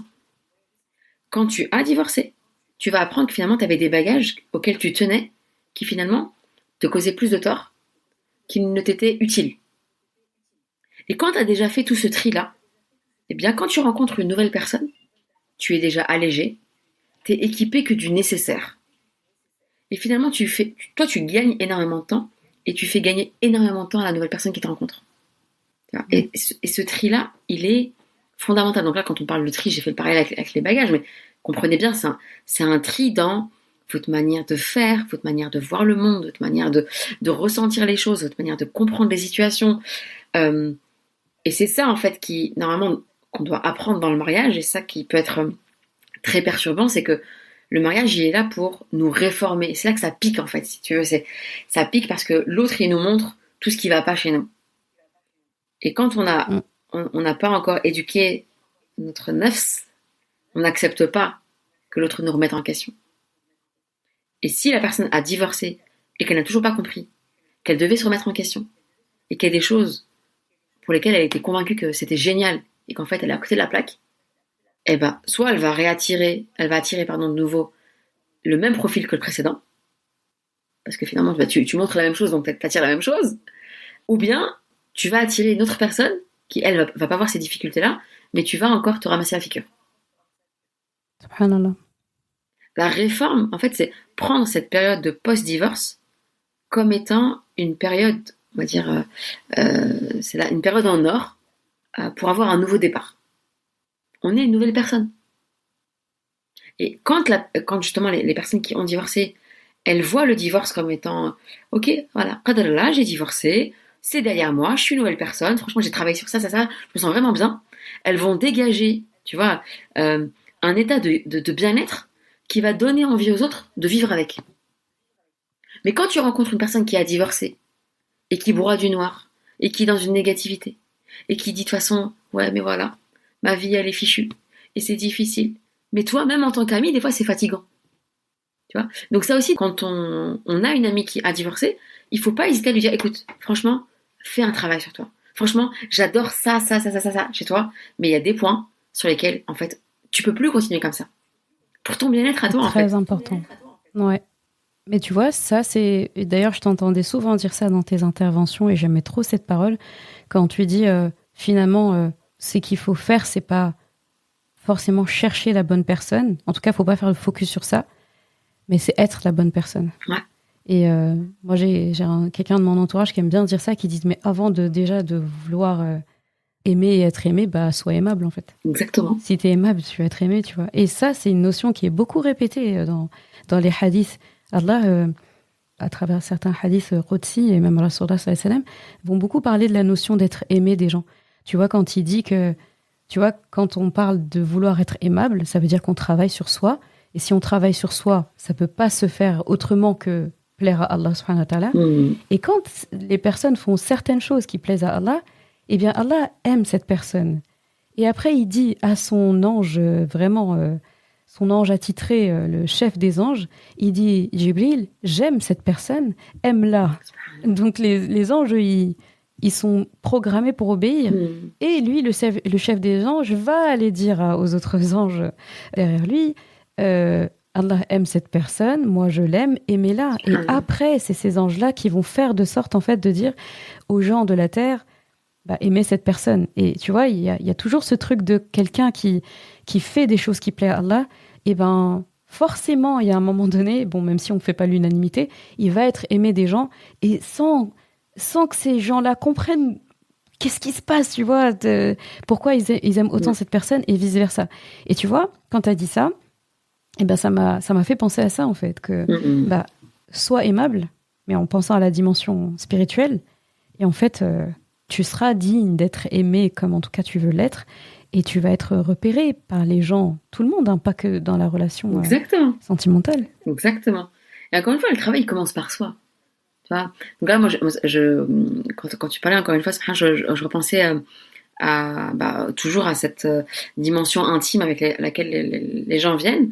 Et donc, quand il y a des couples où c'est une problématique, on va dire, qui concerne l'homme, mais lui, il est convaincu que ça concerne la femme. Et l'homme va dire, oui, mais ma femme ne me désire pas. Ma femme ne vient pas vers moi, ma femme, il peut se passer, j'ai déjà fait le test, je peux rester des semaines sans que ma femme ne vienne me voir, ne me montre qu'elle a envie de moi, etc. Et là, je retourne la question. C'est ok. Qu'est-ce que vous faites, monsieur, pour que votre femme, elle vous désire? Êtes-vous désirable? Qu'est-ce que vous faites pour créer le désir chez votre épouse? Et là, en fait, ça rend la personne responsable. Mais c'est toujours plus facile de parler de l'autre que de parler de soi. Et dans le divorce, quand une personne a divorcé, quelle image est-ce qu'elle renvoie d'elle? Bien évidemment, on va à choisir, on va se diriger vers une personne qui va bien, qui a de l'énergie, qui est agréable à entendre, qui est pas dans la plainte, qui a des projets pour l'avenir, qui vraiment dont la compagnie est douce et agréable, plutôt qu'une personne qui croit plus en rien. De toute façon, qui se dit ouais, c'est bon, je suis condamnée en fait, je suis condamnée, j'ai divorcé, là c'est bon, c'est fichu pour moi. Le choix il est vite fait. Et donc, ça, c'est vraiment un point, c'est que moi, là, j'ai envie de vraiment, du coup, c'est un conseil dirigé pour les femmes, c'est qu'il y a beaucoup de femmes, quand elles se retrouvent maman solo, qui vont, voilà, par instinct de survie, parce que voilà, elles sont mamans aussi, elles vont énormément s'occuper de leurs enfants, sans faire appel à leur entourage, parce que je veux pas déranger, je veux pas leur faire croire que j'ai divorcé et que j'y arrive pas. Je veux pas, tu vois, je veux être cette superwoman même en étant maman solo. Et donc elles vont s'oublier elles-mêmes. Elles vont être en train de bosser tout le temps. Elles vont être la super maman, mais elles-mêmes elles vont plus prendre soin d'elles physiquement, psychiquement, spirituellement. Et ça se répercute sur les enfants. Alors, sans compter le fait que ça se répercute sur les enfants en plus. Tu vois, c'est une fois il y a une maman qui m'a dit oui, Zina, je m'inquiète parce que j'ai une de mes filles qui dit jamais qu'elle est belle, qui parle d'elle vraiment de manière négative. Et je lui dis ok, à quel moment de la journée est-ce qu'elle te voit dire je suis belle est-ce qu'elle te voit passer devant un miroir et dire Allahumma barik, je me trouve belle? Est-ce qu'elle te voit prendre le temps de te coiffer? Elle me dit mais moi je fais jamais ça. Ouais, ou faire des activités que tu aimes aussi. Ou... Bah, tu vois, c'est marrant parce que j'ai eu cette discussion il n'y a pas très longtemps avec mon fils de 7 ans. Et il me disait, tu vois, il a remarqué en fait, subhanallah, que... enfin, moi plutôt, j'ai remarqué dans leur discours qu'ils n'ont jamais été autant gentils, ils n'ont jamais été autant au fait de leur qualité, etc. et tout, que depuis, en fait... qu'ils voient leur maman en post-divorce, tu vois. Et mon fils, il me le dit des fois, il me dit, maman, t'es plus joyeuse, t'es plus souriante, pardon, etc. Pas qu'avant tu l'étais pas, mais là tu l'es plus. Et il réalise en fait que il me voit en train de faire des activités qui sont pour moi, tu vois. Même si je suis occupée, parce que bon, moi, le repos et rien faire, je sais que c'est bien, hein, que même rien faire, c'est être productif. De toute façon, tu sais que je dois apprendre des choses sur ça. Mais je veux dire, avant, j'avais des fois même lire, j'avais pas le temps, tu vois. Lire, j'avais pas le temps. Et là, faire des trucs, tu vois, apprendre une langue, alors que le truc, il y a aucun lien avec ni mes patients, ni mon Coran, ni quoi, mais juste parce que cette langue me fascine, par exemple, et je vais l'apprendre, telle activité. Et là où t'as l'impression que tu fais que pour toi, tes enfants te regardent et eux aussi, après, ils s'autorisent des choses. Exactement. Et du coup, même eux, ils arrivent à bien vivre les choses. Je sais que moi, mes enfants n'ont pas pitié de moi. Ils sont pas là, maman, elle est seule en ce moment, c'est pas facile, etc. et tout. Ils voient, en fait, qu'il y a un poste, en fait. Ouais. Et que la vie, elle s'arrête pas là. Et que la vie s'arrête pas là et que limite, maman, elle a compris, en fait, qu'elle devait commencer à prendre réellement soin d'elle. Et ça, c'est une très belle éducation que là tu offres à tes enfants, de finalement commencer par vous-même. Et quand tu commences par toi, tu peux que rayonner sur les autres. Et ça, tu vois, le fait de découvrir une nouvelle activité que tu t'es peut-être interdite inconsciemment avant d'avoir divorcé, le fait de t'autoriser en fait cette découverte-là, c'est leur transmettre cette curiosité. Soyez curieux de la vie. Essayez plein de choses tant que c'est pour votre bien et que vous faites de mal à personne et que vous ne faites pas de mal à vous, amusez-vous finalement. Et c'est vrai que subhanallah, c'est une notion que on rencontre trop peu chez les personnes qui ont divorcé. Parce qu'il y en a qui vont directement se mettre en mode ok, maintenant mon nouvel objectif c'est de me remarier. Non, en fait, calme-toi. Oui, c'est vrai. Calme-toi. C'est pas l'objectif. Ça doit pas être un objectif en soi, en fait. Faut faire d'abord, effectivement, comme tu dis, pour soi et pour sa relation avec Allah d'abord. Avant tout. Très important. Avant tout. Et tout à l'heure, quand tu parlais de travailler sur soi et d'être aimable, finalement, en étant ce que Allah subhanahu wa ta'ala veut que l'on soit, c'est, tu vois, c'est travailler toutes ces valeurs-là. Si tu dois me parler de toi, qui es-tu, Zeynep? Quelles sont les valeurs qui t'animent? Et souvent, quand on fait ce travail-là avec les personnes qu'on accompagne, les personnes qui, surtout, bon, je vais le voir surtout avec les femmes, elles vont finalement avoir des valeurs, mais qui vont être dirigées vers les autres. Par exemple, oui, pour moi, les valeurs qui sont importantes, c'est le respect, c'est la présence de qualité, mais toujours pour l'autre. Pas me respecter moi, pas être pleinement en présence avec moi-même, juste parce que je me respecte, parce que je m'aime, parce que j'honore le fait que Allah subhanahu wa ta'ala m'ait créé et je suis fière d'être la personne que je suis et je prends du plaisir à vivre. Et ça, souvent, on peut faire le lien avec, encore une fois, quel message a été transmis au sein de la famille quand cette personne aujourd'hui adulte était enfant. Tu vois, quand les parents ne donnent pas de considération à leurs enfants ou leur transmettent cette croyance que seuls les autres savent ce qui est bon pour eux. Tu vois, des fois, t'as un enfant comme ça qui vient avec une idée et le parent qui lui dit non mais toi tu sais rien, moi je sais ce qui est bon pour toi. Bah, quand un individu grandit de cette façon, bah, quand il est dans le mariage, il va sentir que l'autre sait ce qui est bon pour lui. Et il va même, même se sentir exister. C'est puissant, il va se sentir exister à travers cette relation. Et c'est grâce à l'autre que je suis ou que je ne suis pas. Donc le jour où il y a divorce, cette personne-là, elle peut même se sentir ne plus exister. D'où l'empressement de vite se remarier parce que seule, j'existe pas. Ouais, ce blanc-là est horrible à vivre. Tu sais, ça me fait penser à un cher, comment dire, en tout cas, il est imam dans une mosquée au Texas. J'ai oublié son nom et machin, très, très grand prédicateur, un docteur même. Et il parlait justement du divorce, du post-divorce. Et il disait, attention, pour ceux qui ont divorcé, ils ont dit, tu vois, il parlait de l'importance d'apprendre sur soi encore plus, de se connaître, de savoir ce qu'on aime, ce qu'on n'aime pas, parce qu'il disait, c'est très dommage quand même de repartir dans une relation et la relation précédente t'a servi à rien. Et en fait, il disait quoi ? Il disait, vous devez vous connaître vous-même et qu'une autre personne que les autres ne vous connaissent pas plus que vous vous connaissez. Et effectivement, à un moment donné, je me suis dit, mais qui peut connaître quelqu'un mieux qu'il se connaît ? Mais effectivement, tu vois, comme les personnes que tu mentionnes, là, cette catégorie de personnes, bah, ils laissent aux autres le pouvoir de plus les connaître qu'eux-mêmes. Parce qu'en plus, quand on est face à quelqu'un, on fait miroir et des fois, l'autre voit de nous ce qu'on ne voit pas. Ouais. Sauf que quand tu as eu toute cette expérience-là, la personne, même s'il y a eu des injustices, etc. et tout, il y a des trucs dans ce qu'elle a dit quand même qui renvoient en fait à ce que tu dégages. Et donc, c'est des informations qui te sont données que tu n'avais pas avant. Et des fois que ta famille sait, mais comme il y a un amour inconditionnel, tu vas retourner vers tes parents. Ah, tu savais que j'étais comme ça ? Bah oui, mais pourquoi tu me l'as jamais dit ? Bah pour eux, c'est un non-sujet, parce que dans tous les cas, je t'aimerais toujours. C'est ça. Donc ils prennent même pas le temps de te le mentionner. Donc ta famille, des fois, te répond qu'après, quoi, tu vois. D'ailleurs, moi, je me rappelle très bien quand, en post-divorce, j'avais fait cette activité-là. Et je me suis dit, vas-y, tu vois, t'as peur de poser la question. J'avais demandé... Voilà, j'avais demandé à ma famille, genre, c'est quoi et mes amis proches, c'est quoi les 3 choses que tu aimes le plus chez moi, tu vois, on commence toujours par le positif, et c'est quoi les 3 choses que tu aimes le moins ? Ouais. Il y en a beaucoup, ils voulaient pas répondre, ils ont dit, mais il y a rien que je déteste chez toi. J'ai pas dit détester, que tu aimes le moins, dans ce que tu aimes le moins. Et tu apprends tellement de choses. Tu vois, quand j'ai posé aussi la question à mes enfants, et une des choses que ma fille m'a rapporté, c'est tu passes beaucoup de temps seule. Et même là, bon, elle, c'est une grande altruiste.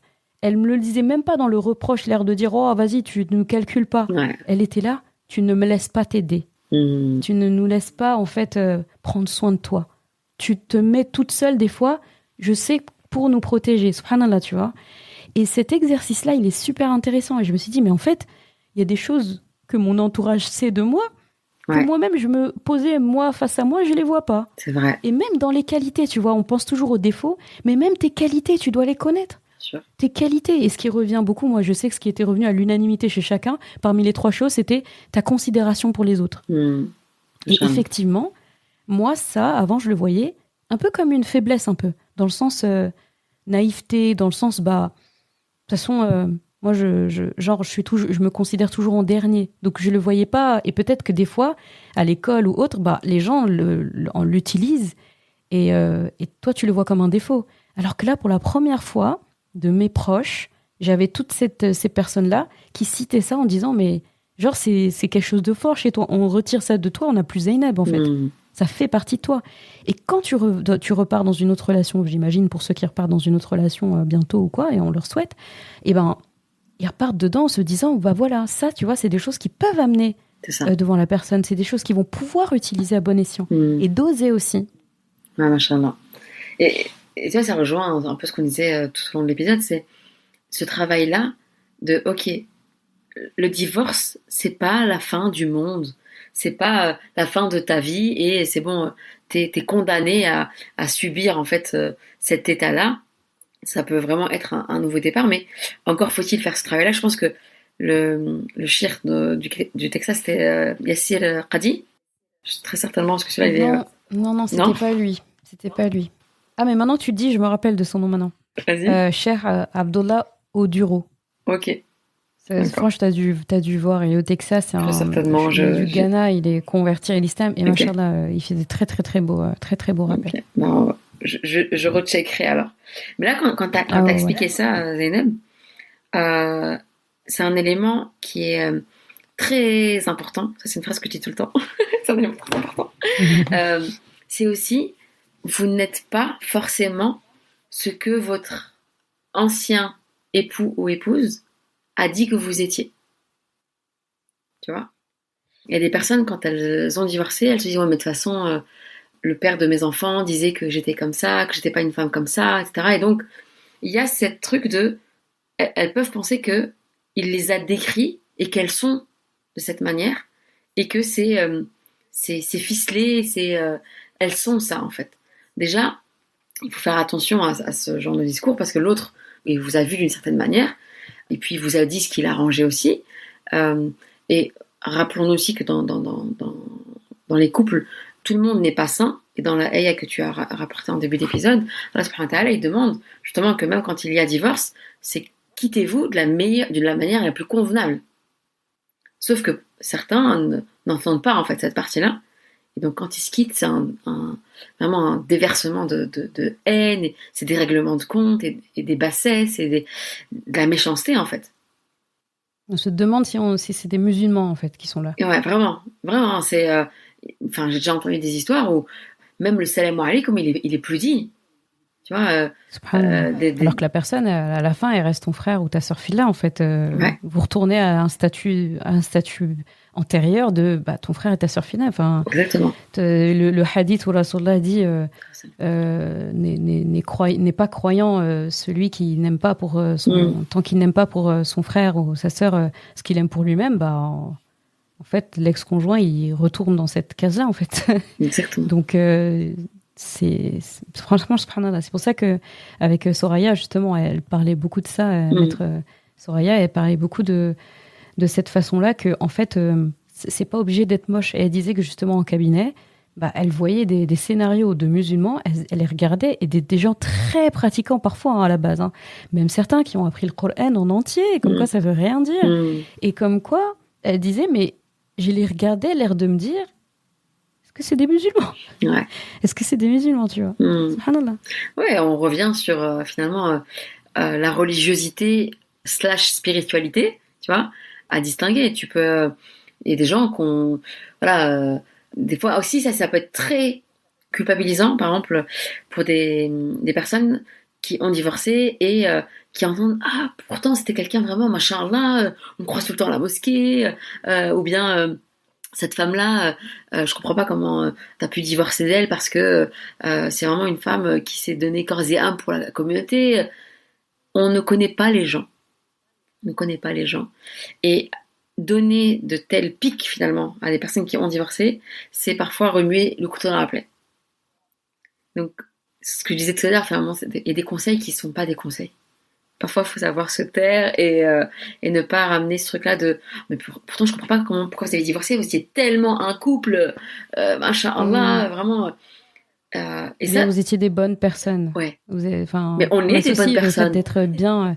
voilà, on associe en fait le fait d'être une bonne ou une mauvaise personne à un divorce ou un mariage qui n'a pas fonctionné. Et là, du coup, ça me fait penser à... je l'ai évoqué dans l'épisode précédent aussi, l'histoire de...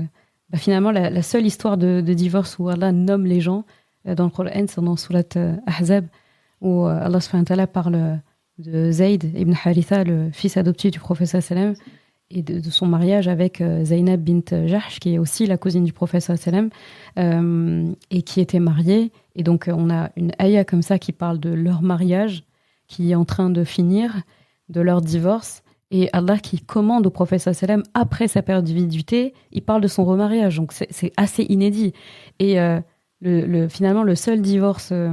il y a plusieurs passages sur le divorce, mais le seul cas de divorce où Allah parle d'un cas pratique en nommant des gens, eh bien, ce seul cas mentionné dans le Coran, c'est le cas d'un mariage qui n'a pas fonctionné à cause de l'incompatibilité. Ouais. Et ça revient à ce que tu disais tout à l'heure. Peut-être que les deux personnes que vous pensez, dont vous parlez, qui sont deux personnes foncièrement bonnes quand on les prend séparément, c'est juste qu'ils étaient incompatibles. Et ça arrive. Et on parle de Zayd ibn Haritha, donc un grand compagnon. Si sur les doigts d'une main, juste une main, il fait partie des premiers à avoir cru, après Khadija radhiyallahu anha. Et il est marié à Zainab, qui a été après une des épouses du prophète sallam, sa cousine, parmi les premières croyantes, très pieuse, on connaissait sa noblesse, on n'en discute même pas. Donc, qui va aujourd'hui dire de Zayd, associer son mariage qui n'a pas fonctionné à est-ce que c'est quelqu'un de bien ou pas, à dire ok, il va être parmi les premiers à rentrer au paradis. Et tu prends Zainab à part, ou Rasulullah, comme ses autres épouses, sont Ummahatul Mu'minin, donc c'est les mères des croyants, on peut même pas ouvrir la bouche. Ce serait parler de ta mère. Est-ce que quelqu'un, quand on parle de sa mère, on peut pas? Nous, c'est pareil pour elle. Tu peux pas parler de ma mère. Donc qui va parler?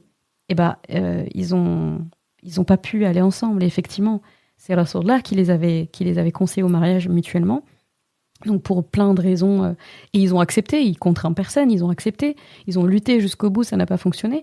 Et Rasulullah qui essaye même à chaque fois de les conseiller, non, reste. Et d'ailleurs, Allah le mentionne dans le Coran. Quand tu as dit à cet homme-là, à qui Allah a donné des bienfaits, et à qui tu as donné des bienfaits, garde ton épouse et crains Allah. Et c'est beau qu'Allah reprenne la crainte d'Allah après le divorce aussi. Crains Allah. Et Allah dit, toi tu lui disais ça, mais tu cachais dans ton cœur quelque chose que de toute façon j'allais te dire de faire. Et Allah qui dit en gros, ce que tu gardes dans ton cœur, wa turfi fi nafsika ma Allahu mubadi. Je trouve ça trop beau. Allah, quand avec son prophète, il révèle tout. Il dit, tu cachais à l'intérieur ce qu'Allah allait rendre public. C'est ces mots. Ce qu'Allah allait rendre public. Et il dit, et quand Zayd aura fini sa relation avec elle et que la viduité sera passée, zawwajnakaha. Donc il parle du futur et en disant que c'est quelque chose qui est déjà acté et passé. Donc nous te l'avons mariée. C'est trop beau. Il dit quand elle aura fini, nous te l'avons mariée. C'est écrit, c'est fait. Donc moi, quand je vois ce cas-là, je me dis, je suis très gênée. Après, quand je regarde ma communauté, quand tu finis de lire ces ayats, tu les médites, pas forcément, je les ai énormément médités, tu sors, tu dézoomes et tu regardes notre communauté, j'ai peur, honte, tout en même temps, parce que je me suis dit, le nombre de personnes qui font des amalgames, qui stéréotypent, qui finalement regardent les gens qui ont divorcé, surtout les femmes avec enfants, comme des pestiférés, comme des gens en marge de la société, etc. On ne regarde même plus, en fait. Alors qu'il y a ce cas-là dans le Coran, l'un des deux a été épousé par le meilleur des hommes, l'autre aussi s'est remarié avec une femme illustre, et ils ont eu des enfants à qui on doit aujourd'hui les hadiths et beaucoup de choses de l'islam qu'on apprend aujourd'hui qui nous sont parvenus. Quand je vois ça, je me dis, mais dans quel péché sommes-nous rentrés ? Dans quoi sommes-nous rentrés ? En fait, finalement, on devrait tous même se poser et se dire, tout le monde n'a pas divorcé, mais tout le monde a déjà été confronté au divorce de quelqu'un de son entourage, famille, amis ou autre. Et quelles pensées sont traversées l'esprit ? Et je pense que régulièrement, il faut demander pardon à Allah pour plein de choses. Là, on a l'occasion de pointer un truc. Vraiment, je le dis solennellement, pour ceux qui écoutent l'épisode, ou qui le transmettent à quelqu'un, ou qui connaissent d'autres personnes, il faut faire tauba et il faut demander pardon à Allah pour avoir pensé, avoir eu de mauvaises pensées, de mauvaises interprétations, de situations, comme tu dis, qu'on ne connaît pas, alors qu'Allah subhanahu wa ta'ala, dans le Coran, mentionne un cas de divorce aujourd'hui où les gens diraient ils ont divorcé pour ça, oh mais patiente et tout, pour beaucoup moins que ce que les gens estiment comme étant une raison valable pour divorcer aujourd'hui, pour beaucoup moins, Allah a mis de façon indélébile dans le Coran un cas pratique, comme pour dire qui parlera après ça. Tu vois. Et ça, je sais que quand je vois ces discours-là, que ce soit de femmes et d'hommes, je suis hyper triste. Pas triste dans le sens la personne le prend pour soi ou quoi, même si c'est vexant d'entendre ça. Je suis triste pour la personne Et je suis triste vis-à-vis du Coran parce que je me suis dit, il y a une ayah qui parle de ça et d'autres aussi où Allah enjoint au bien. Et il y a des personnes qui arrivent à parler comme ça. Je sais pas comment on peut se permettre ça, en fait. Ouais, mais après, il y a une question d'ego là-dedans, tu vois. Il y en a qui vont se dire, mais moi, à côté de ça, je suis mariée. Je suis pas dans cet état de divorcer. Tu vois, c'est vraiment déplacé. Et encore une fois, tu vois, c'est parler des autres pour m'en parler de soi. Et rester mariée, c'est pas une fin en soi aussi. Si la personne, elle reste mariée, mais qu'elle est en train de souffrir et qu'elle est en train de faire souffrir les autres, c'est pas mieux, j'ai envie de dire, tu vois. Et c'est même pas mieux ou pas mieux, c'est des choses vraiment juste différentes. Et cet exemple-là, cette question, en fait, qui relève de la question de l'incompatibilité, il est hyper beau parce que ça montre que oui, deux personnes peuvent être réellement saines, bonnes, mais elles ne doivent pas être ensemble. Parce qu'ensemble, elles se causent plus de tort que de bien. Et elles sont pas là pour souffrir. Et elles sont pas là pour souffrir. Ah oui, ça aussi, hein, tu vois, quand tu parlais qu'il y a eu des divorces pour des choses moindres que ce qu'on voit aujourd'hui. Par exemple, je sais qu'il y a eu dans un livre, j'avais lu un hadith où justement une femme était venue voir le prophète sallam pour se plaindre du fait qu'elle n'était pas satisfaite de sa vie intime et que le prophète sallam a demandé voilà qui est l'époux de cette femme et un compagnon lève la main en disant c'est moi et Rasulallah et le prophète sallam lui dit voilà explique-moi ce qui se passe et le compagnon dit voilà pourtant je fais tout ce que je peux mais je n'arrive pas à donner de satisfaction à mon épouse. Et le prophète sallam de répondre, alors dans ce cas-là, divorce-la pour une insatisfaction sexuelle. Aujourd'hui, d'une femme, oui, c'était logique pour moi dans mon explication, mais c'est bien que tu le rajoutes. Et aujourd'hui, il y a des femmes qui vont rester dans des mariages où elles sont en menace de mort. Ouais, j'ai eu des témoignages de sœurs comme ça pour te dire, il y en a eu pas mal. Enfin, tu vois, je suis pas thérapeute, mais tu vois, à travers la casquette d'enseignante, bah forcément, le Coran parle de sujets de vie, de la vie tous les jours, donc les gens naturellement se confient des fois. Et j'entends des choses, je me dis mais, enfin, il y a des moments en fait, tu sais pas, tu te dis, Rasulallah, pour moins que ça, il a dit laisse-la tranquille ou laisse-le tranquille. Quitte ça et en fait effectivement il y a des cas où t'entends t'as limite envie d'appeler la personne après le lendemain pour dire est-ce que t'es toujours en vie en fait. Tout à fait. Mais c'est grave. Elles pensent que ces personnes-là pensent que c'est islamique et que de cette manière-là elles auront la bénédiction divine et que c'est des croyances alors que subhanallah, on sait très bien que le mariage il est censé nous apaiser. Il est censé nous apporter exactement, de voyager vers cette sakina et d'avoir cet apaisement de l'esprit, de ne plus être dans le souci. Quand on entend certains récits de vie, on dit mais il n'y a rien en fait, il y a rien qui va là dans ce que tu me ramènes. Donc dans ce cas-là, et ça je sais que tu l'avais dit dans les épisodes précédents, il y a des situations où le divorce il devient même obligatoire en fait. C'est rester, ça impacte même ta foi. C'est ça, il y a des savants qui le disent ça. Ils disent rester dans un mariage qui va tellement te prendre la tête que même dans tes actes d'adoration, tu es manquant par rapport à s'il n'y avait pas cette situation-là, oui. Même des surérogatoires en fait que tu aurais pu faire et que tu ne fais pas parce que tu es préoccupé, parce que pour quelque chose qui ne se règle pas et tu ne vas pas jusqu'au bout, soit pour le régler, c'est-à-dire en se faisant accompagner, etc. et tout, et vous arrivez à quelque chose, soit il n'y a pas de possibilité en sortir, bah tu vas rendre des comptes à Allah. Donc là où les gens croient qu'ils sont méritants, croient qu'ils ont patienté, et ça part d'une bonne intention, hein. Et encore une fois, ça vient de l'éducation, de la société et tout. Donc eux, ils pensent que ça va et je vais être récompensé pour ça. Alors qu'en fait, tu peux te retrouver dans une situation où Allah va dire pourquoi ? Qu'est-ce qui t'a manqué dans ce que Rasulallah t'a transmis, dans mon Coran, pour que tu restes là-dedans ? Et il y a des gens qui vont appeler un peu comme la ayah la yukallifullahu nafsan illa wus'aha. Donc Allah n'impose à aucune âme plus que ce qu'elle peut porter. Sauf qu'il y a des personnes qui comprennent autre chose et qui se disent pas qu'un jour Allah il va te dire mais en fait tu l'as porté mais qui t'a demandé ? Exactement. Pourquoi tu m'accuses ? C'est Pourquoi tu me dis que je t'ai fait porter ça ? Effectivement, tout ce que Allah te donne, tu peux le porter. Et il va pas te faire porter ce que tu peux pas porter. Mais si toi, ce que tu peux pas porter, tu décides de le porter quand même, ne me fais pas porter le chapeau. Ce n'est pas du tout méritoire. Exactement. Et ce n'est pas du sabr. La patience, les gens, ils aiment bien dire, c'est sabr. De toute façon, patience et sabr, c'est pas exact. Hein, tu vois, sabr, c'est vraiment la patience, mais active. Et dans la constance. Il y a la notion de constance et de proactivité. Il y a quoi de proactif dans le fait de subir l'injustice ? Et on sait que c'est une injustice. Et des fois, il y a des personnes qui ont la chance d'avoir un entourage qui les accompagne, qui leur dit pas forcément part tout de suite. Après, il y a des situations où il faut vraiment dire part. Si la personne, elle va mourir, voilà. Ou ses enfants sont en danger, voilà. Mais il y a des situations où les gens t'ouvrent les yeux. La personne ne veut pas et elle se dit sobre, sobre, sobre. Et elle appelle ça comme ça. Ouais. J'ai même entendu des gens, une sœur en particulier, qui vivait une grosse injustice. Et pareil, c'était sa santé, sa vie qui était en jeu. Et elle a dit, je vais dire la même chose que Yaqub alayhi salam, fa sabrun jamil. J'ai dit, écoute ma sœur, j'ai jamais dit ça à quelqu'un, mais il y a rien de sabr et il y a rien de jamil, ça veut dire belle patience pour ceux qui comprennent pas là. Et plus qu'une belle patience. Et ça, Yaqub alayhi salam, il a dit ça quand il a perdu Youssouf alayhi salam. Il a dit ça d'un prophète. Il a dit ça de son fils et il est prophète. Et effectivement, il n'avait pas d'autre issue. Il va faire quoi ? Il va égorger ses 10 fils là. Il va tous les prendre, il va les lapider ou bien il va les prendre, il va les jeter dans le puits à la place. Vous l'avez mis dans un puits, je vais vous mettre dans un puits aussi. Il a pas fait tout ça. Qu'est-ce qui lui restait à part ça ? Et Allah, c'est son test qu'il lui a mis. Il va faire quoi en fait ? Et quand il a pu faire l'asbab, il a fait l'asbab. Tu vois, il a tellement pas lâché. C'était un vrai sabr proactif.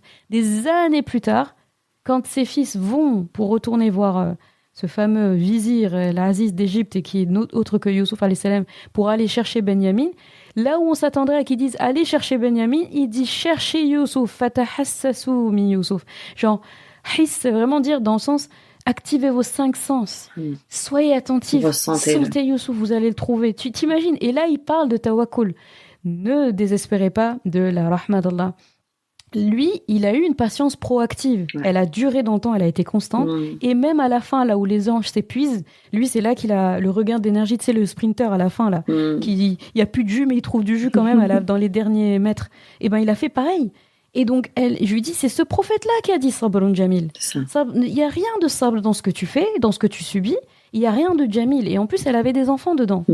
Et ses enfants aussi étaient en danger. Je lui dis, mais où est cette notion justement d'instinct de survie d'une mère pour ses enfants ? Et tu vas dire, je reste pour mes enfants ? Non. Ah bon ? Et est-ce qu'il n'y a pas cette notion de partir pour les enfants aussi ? Pour les protéger ? Ça c'est la phrase que je dis en thérapie, en fait, pour les femmes qui me disent, je reste pour mes enfants. Je dis, non, pars pour tes enfants. Si tu les aimes réellement et que tu veux leur sécurité physique, surtout émotionnelle, pars en fait, protège-les. Et souvent, les femmes qui restent à ce moment-là, elles restent pas pour leurs enfants, elles restent pour elles. Elles restent pas pour le père de leurs enfants, elles restent pour le mari qu'elles ont. Et encore une fois, c'est absolument pas pour culpabiliser les femmes qui décident de rester dans ces cas-là, c'est pour les responsabiliser. Soyez honnêtes vis-à-vis de vous-même. Pourquoi est-ce que vous restez ? Donc si on revient par rapport aux personnes qui ont divorcé, c'est de vraiment faire la part des choses de quelles personnes elles ont été dans ce précédent mariage, quelles personnes elles ont envie d'être aujourd'hui, et du coup, qu'est-ce qu'elles doivent mettre en place.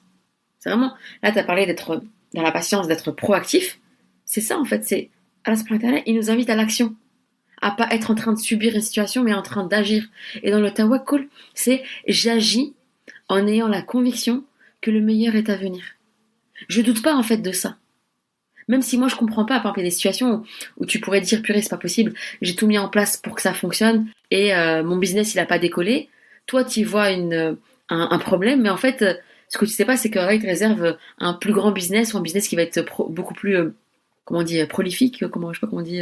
C'est ça. Et il y a eu de l'apprentissage entre temps en plus. Exactement, et de comprendre en fait que finalement tes seules causes à toi elles ne suffisent pas pour la réussite d'un projet. Et que des fois, tu peux être convaincu qu'une chose peut fonctionner, finalement, c'est pas une bonne chose pour toi. Et c'est très bien comme ça. Mais continue d'agir. Et donc, dans le post-divorce, agissez. Que vous soyez un homme ou une femme, agissez. Remettez-vous en question. Réformez-vous. Vraiment, soyez honnête vis-à-vis de vous-même. Quel homme j'ai été dans ce précédent mariage? Quelle femme j'ai été dans ce précédent mariage? Et aussi, parce que à plusieurs reprises, t'as rebondi sur ce que je disais, c'est pas que la faute de l'autre. Finalement, ça c'est une phrase que je répète aussi, c'est l'autre prend la place que tu lui laisses. l'autre Ça, c'est vrai. prend la place que tu y laisses. S'il est absent, c'est que d'une certaine manière, tu as autorisé l'absentéisme. S'il est envahissant, c'est que d'une certaine manière, tu as autorisé l'invasion. Tu vois ? En fait, il y a toujours le choix, en fait. Il y a toujours le choix. Il y a toujours le choix. Qu'est-ce qui fait que tu as accepté une situation ou l'autre ? Et aujourd'hui, est-ce que tu es prête à agir différemment ? À annoncer la couleur finalement dès le départ de « Ok, il y a des choses que je suis plus OK à accepter, que je suis plus prête ou prêt à accepter. » Et aussi, par rapport à la vie intime. Je vais toujours revenir dessus parce que c'est une de mes casquettes en tant que sexologue clinicienne. En plus, c'est une grande cause de c'est une grande cause de séparation. Hein. Séparation et de problème, tout, en fait. Donc, c'est pas parce qu'on parle pas d'un problème qu'il va disparaître. Hein. Exactement. Et il y a une difficulté aussi, c'est que, comme je disais préalablement, c'est que les personnes qui ont eu une vie intime chaotique dans un précédent mariage, soit elles ne vont pas faire de travail avant un prochain mariage, et donc on prend les mêmes et on recommence finalement, tu vois. Donc la vie intime, elle va toujours être difficile, sauf si elle rencontre une personne qui est éduquée sexuellement et qui sait faire la part des choses et sait mettre des limites, sait dire quand est-ce que c'est ok, quand est-ce que c'est pas ok, donc qui va être un bon éducateur intime ou une bonne éducatrice intime, et aussi de pas croire que les problèmes que vous avez vécus dans un précédent mariage font votre personne en fait. Donc là je pense aux femmes tout particulièrement qui ont pu avoir des problématiques intimes très précises, comme par exemple le vaginisme ou les dyspareunies, et qui sont convaincues que si elles se remarient, elles vont de nouveau revivre ces difficultés. Alors qu'il faut comprendre que ces deux problèmes-là en particulier, mais on pourrait aussi prendre les dysfonctions érectiles, donc les problèmes d'érection et les problèmes d'éjaculation précoce, qui sont en fait des problématiques qui sont liées à un environnement, qui sont liées à des circonstances particulières, qui sont partenaires dépendantes. Et donc, c'est pas parce que vous avez vécu ces difficultés-là dans votre précédent mariage que vous êtes condamné à les vivre dans le prochain mariage. Et je pense que c'est important que cette information elle passe, que finalement l'éducation à la vie intime, ça s'apprend. Comme tout. Comme tout. Comme on devrait apprendre aux gens à gérer leurs finances, à gérer un foyer, à gérer la vie professionnelle et la vie privée, on devrait aussi apprendre aux gens à qu'est-ce qu'une vie intime, qu'est-ce que préconise notre religion, qu'est-ce qui est interdit dans notre religion, quelles sont les limites à placer aussi. Et ça aussi, je vais rencontrer des femmes, par exemple, qui tombent dans une grande culpabilité parce que dans leur précédent mariage, elles ont accepté une certaine vie intime qu'elles savent qui est juste inacceptable. Parce que point de vue de la religion. Au point de vue de la religion, parce que c'est juste interdit, tout simplement, et qu'elles ont accepté parce que problème d'estime d'elles-mêmes, problème pour dire non, problème parce que si je dis non, j'ai peur qu'il ne m'aime plus, j'ai peur qu'il aille voir ailleurs, j'ai peur d'être la cause d'un divorce, et cette peur-là les a poussées dans une action qui les a menées finalement à un véritable dégoût d'elles-mêmes. Mais ça, c'est encore un autre sujet propre à la vie intime qui mériterait, Inch'Allah, d'être discuté sous un autre angle. Ah non, tout à fait. En fait, ça renvoie, quand je t'entends parler, ça renvoie toujours finalement à la même chose, la relation avec Allah. Parce que, comme le disait un savant, connais Allah, apprends à le connaître. Donc c'est dans l'adoration, c'est dans tout ce qui nous... finalement, le Coran, c'est là où il se présente le mieux. Connais Allah, et Allah, quand il nous fait cadeau, justement, enfin, quand il nous facilite son adoration et le connaître, il y a quelque chose qui forcément va opérer, c'est qu'il nous ouvre les canaux à l'intérieur de nous-mêmes. Il nous fait nous connaître nous-mêmes, même des facettes de nous qu'on ne soupçonnait pas, et il nous les ouvre. J'aime bien toujours les métaphores. Comme si tu possèdes une maison, tu as un pavillon, qu'en fait, il t'appartient, et il y a des pièces à l'intérieur de ta propre maison. Tu connais pas leur contenu parce qu'elles sont fermées à clé. 2, 3 comme ça, personne n'y va, personne sait. Même quand t'as des invités, ils viennent à la maison, je sais pas, il y a quoi là-bas, tu vois. Tu connais pas. Donc du coup, une pièce qui est fermée, tu peux pas la nettoyer, tu peux pas la ranger, tu peux pas la parfumer, tu peux pas la décorer, tu peux pas accueillir des gens dedans, tu peux pas en fait. Et en fait, Allah subhanahu wa ta'ala, ce qu'il fait pour nous, quand on atteint certains niveaux on va dire, dans notre adoration et dans le tawakkul aussi qu'on a. Et ça, c'est à portée de tous. Il n'y a pas besoin d'être un érudit savant pour avoir un grand tawakkul envers Allah subhanahu wa ta'ala.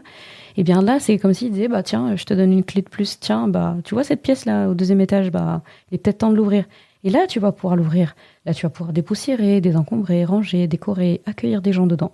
Et quand ça, c'est maîtrisé, quand tu te connais bien, bah, ça évite tous les problèmes comme ce que tu as cité. Laisser l'autre, accepter des... Parce que si tu connais Allah, tu connais ta religion, tu connais les limites. Donc, si tu connais les limites qu'Allah t'a positionnées, Allah t'aide à mieux te connaître et tu apprends tes limites personnelles, humaines, toi. Ouais. Et en fait, c'est un cycle. Et quand tu connais tes limites, tu connais encore plus Allah. En fait, c'est un cercle vertueux. Ouais. La connaissance, la connaissance de toi et la connaissance d'Allah, elles ne peuvent pas se dissocier, en fait. Si tu t'éloignes d'Allah, il te fait t'éloigner de toi-même, en fait. Subhanallah. Il y a des ayats dans le Coran où Allah parle de ça. Parmi les conséquences, justement, de s'éloigner d'Allah, et ben, parmi les conséquences et le revers de la médaille, et là où Allah, finalement, on pourrait le voir comme une punition, mais c'est plutôt, il faut le voir toujours Rahman Rahim, il faut toujours voir sa Rahma dedans. Il faut le voir comme une façon de revenir vers lui. Parce que quand la conséquence, c'est que tu vas te perdre toi-même, donc c'est horrible, tu deviens étranger avec toi-même. Et donc, forcément, quand tu es perdu, tu sais plus où tu vas, bah, tu regardes d'où tu viens.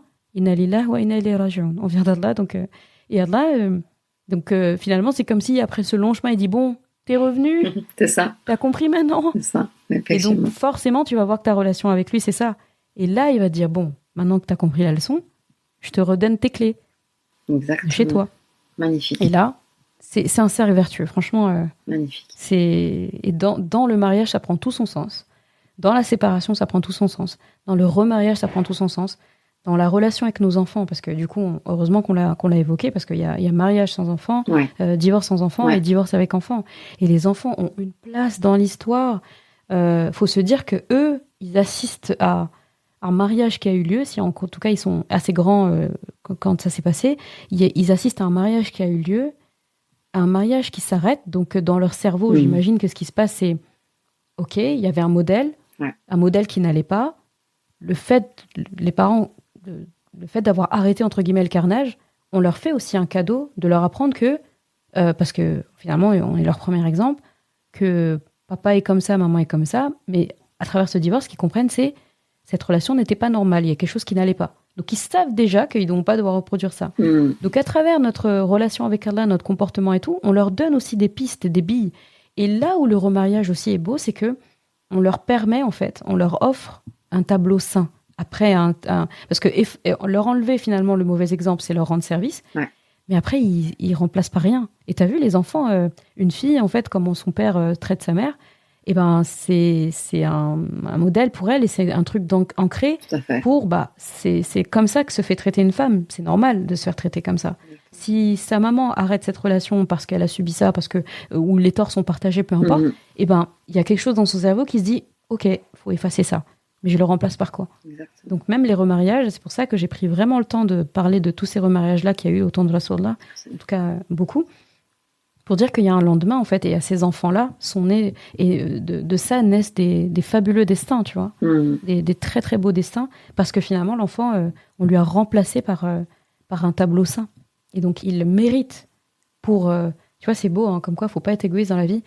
À travers notre manière de gérer notre mariage ou notre divorce, et ben en fait, on est en train d'éduquer les générations futures. Exactement. Et on est en train de s'immiscer dans leur mariage plus tard, alors qu'ils ne sont même pas là. Tu sais, toujours la notion d'ancêtre que j'aime bien répéter.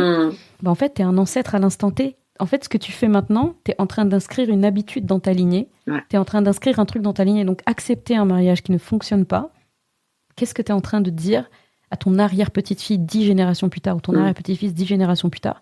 Tu es en train de lui dire... Ça, c'est comme ça que ça doit se faire. Exactement. Et est-ce que si on te réveillait comme ça, on te disait, oui, ton arrière-petit-fils est en train de vivre ça, et c'est exactement ce que tu vis, est-ce que tu l'accepterais ? Tu t'auras envie de rentrer dans le tableau et de dire, non, fais surtout pas ça. Eh ben, ne te le fais pas alors. Magnifique, machallah. Vraiment, c'est la question de la transmission. On va beaucoup la voir en thérapie, parce qu'il y a des gens qui vont dire, mes parents ont divorcé, et moi, je m'étais promis de jamais divorcer. Tu vois, c'est parce que voilà, il n'y a pas eu de véritable discussion entre parents et enfants, hein, parce que c'était un tabou.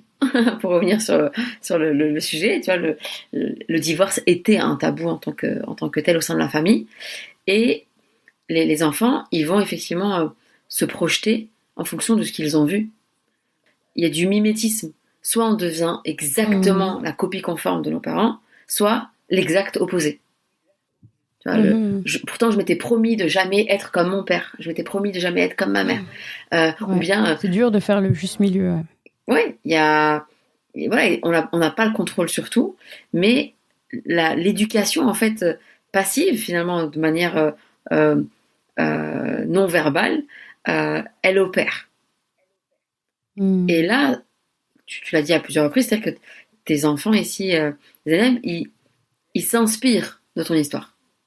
Ils s'inspirent de ce post-divorce.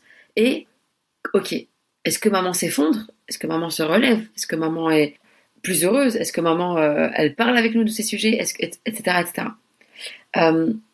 Et pour revenir sur la métaphore de la maison, finalement, c'est quand une personne, pendant son mariage, pendant son divorce, pendant le post-divorce, etc., elle est toujours en phase avec ses principes religieux, qu'elle peut se regarder dans un miroir, que voilà, elle sait qu'il y a toujours du chemin et que c'est toujours perfectionnable, parce que voilà, on sait que on se dirige vers la perfection, on ne l'atteindra jamais, et donc que cette personne se dit, ok, moi je suis droite dans mes bottes, je fais ce qui est en ma capacité, et je suis toujours dans la recherche de la satisfaction divine. Elle n'est pas tourmentée, cette personne. Et très souvent, elle vit le divorce de manière paisible. Et c'est d'ailleurs bizarre pour l'entourage. Tiens, c'est pas normal en fait que tu sois aussi zen, alors que voilà, moi j'en connais plus d'une qui se serait effondrée. Mais en fait, quand je sais pourquoi j'ai divorcé, quand je sais pourquoi je suis dans cette situation, je me tourmente pas en fait. Je suis véritablement apaisée parce que j'estime, en tout cas, et j'espère que j'ai fait ce que j'avais à faire. Et quand ces personnes-là qui ont divorcé sont véritablement dans cet état d'esprit et qu'elles se disent ça, elles peuvent tout à fait aspirer à rencontrer de nouvelles personnes, aspirer à passer des mois, des années dans cet état de célibat post-divorce, et elles sont en phase avec ça en fait. Et c'est vraiment ce que je souhaite à chacune et à chacun, c'est de ne jamais être dans cet état de tourment, mais plutôt d'être toujours dans cet état d'apaisement, de sérénité, de raha, d'apaisement, de sakine, de bien-être, parce que quand on est dans cet état-là, on est beaucoup plus proche du divin. Et finalement, comme tu disais, on est beaucoup plus proche de soi. Subhanallah, c'est vraiment bien dit.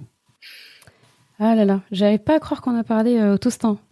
Ouais, bah écoute... T'as vu le temps passer? Moi, j'ai pas vu le temps passer. Je n'ai pas vu le temps passer, une fois de plus. Ah, subhanallah, comme d'habitude. Est-ce que t'as quelque chose à ajouter avant que je parle d'une belle doua qui se prête à l'occasion et qui vient du prophète sallallahu alayhi wa sallam? Ouais, peut-être juste rajouter le fait que de toujours croire que Allah subhanahu wa ta'ala, il nous veut le meilleur, et de faire justement des douas et de passer à l'action. Il y a vraiment, tu vois, dans les douas, d'être très précis, finalement, de dire, voilà, il y a Allah, pour les personnes qui ont divorcé, fais en sorte que je puisse voir là où j'ai fauté, là où j'ai manqué, là où j'ai failli, et aide-moi à ressortir plus grand ou plus grande de cette expérience de vie, et aide-moi à être la juste personne que je dois être, afin d'être utile pour moi-même et pour ma communauté. Machallah. Trop beau. Bien dit. En plus, tu résumes bien. En fait, tu résumes... À chaque fois que je dis un truc, tu résumes la ayah que j'allais citer. Trop beau. Comme quoi, c'est logique. Ça me rappelle du bon sens. Allah est réaliste. Voilà, Allah est réaliste, logique, c'est du bon sens. Et si on essaie de s'éloigner de ça n'a pas de sens. Le hadith, en plus, il est cité par Salama, donc l'épouse du prophète sallam, qui, que j'ai mentionné dans l'épisode précédent, qui, elle, du coup, c'était plutôt le veuvage qui a été son épreuve, et son remariage, en tout cas, a été après le décès de son époux avec qui elle a vécu une très, très belle histoire d'amour.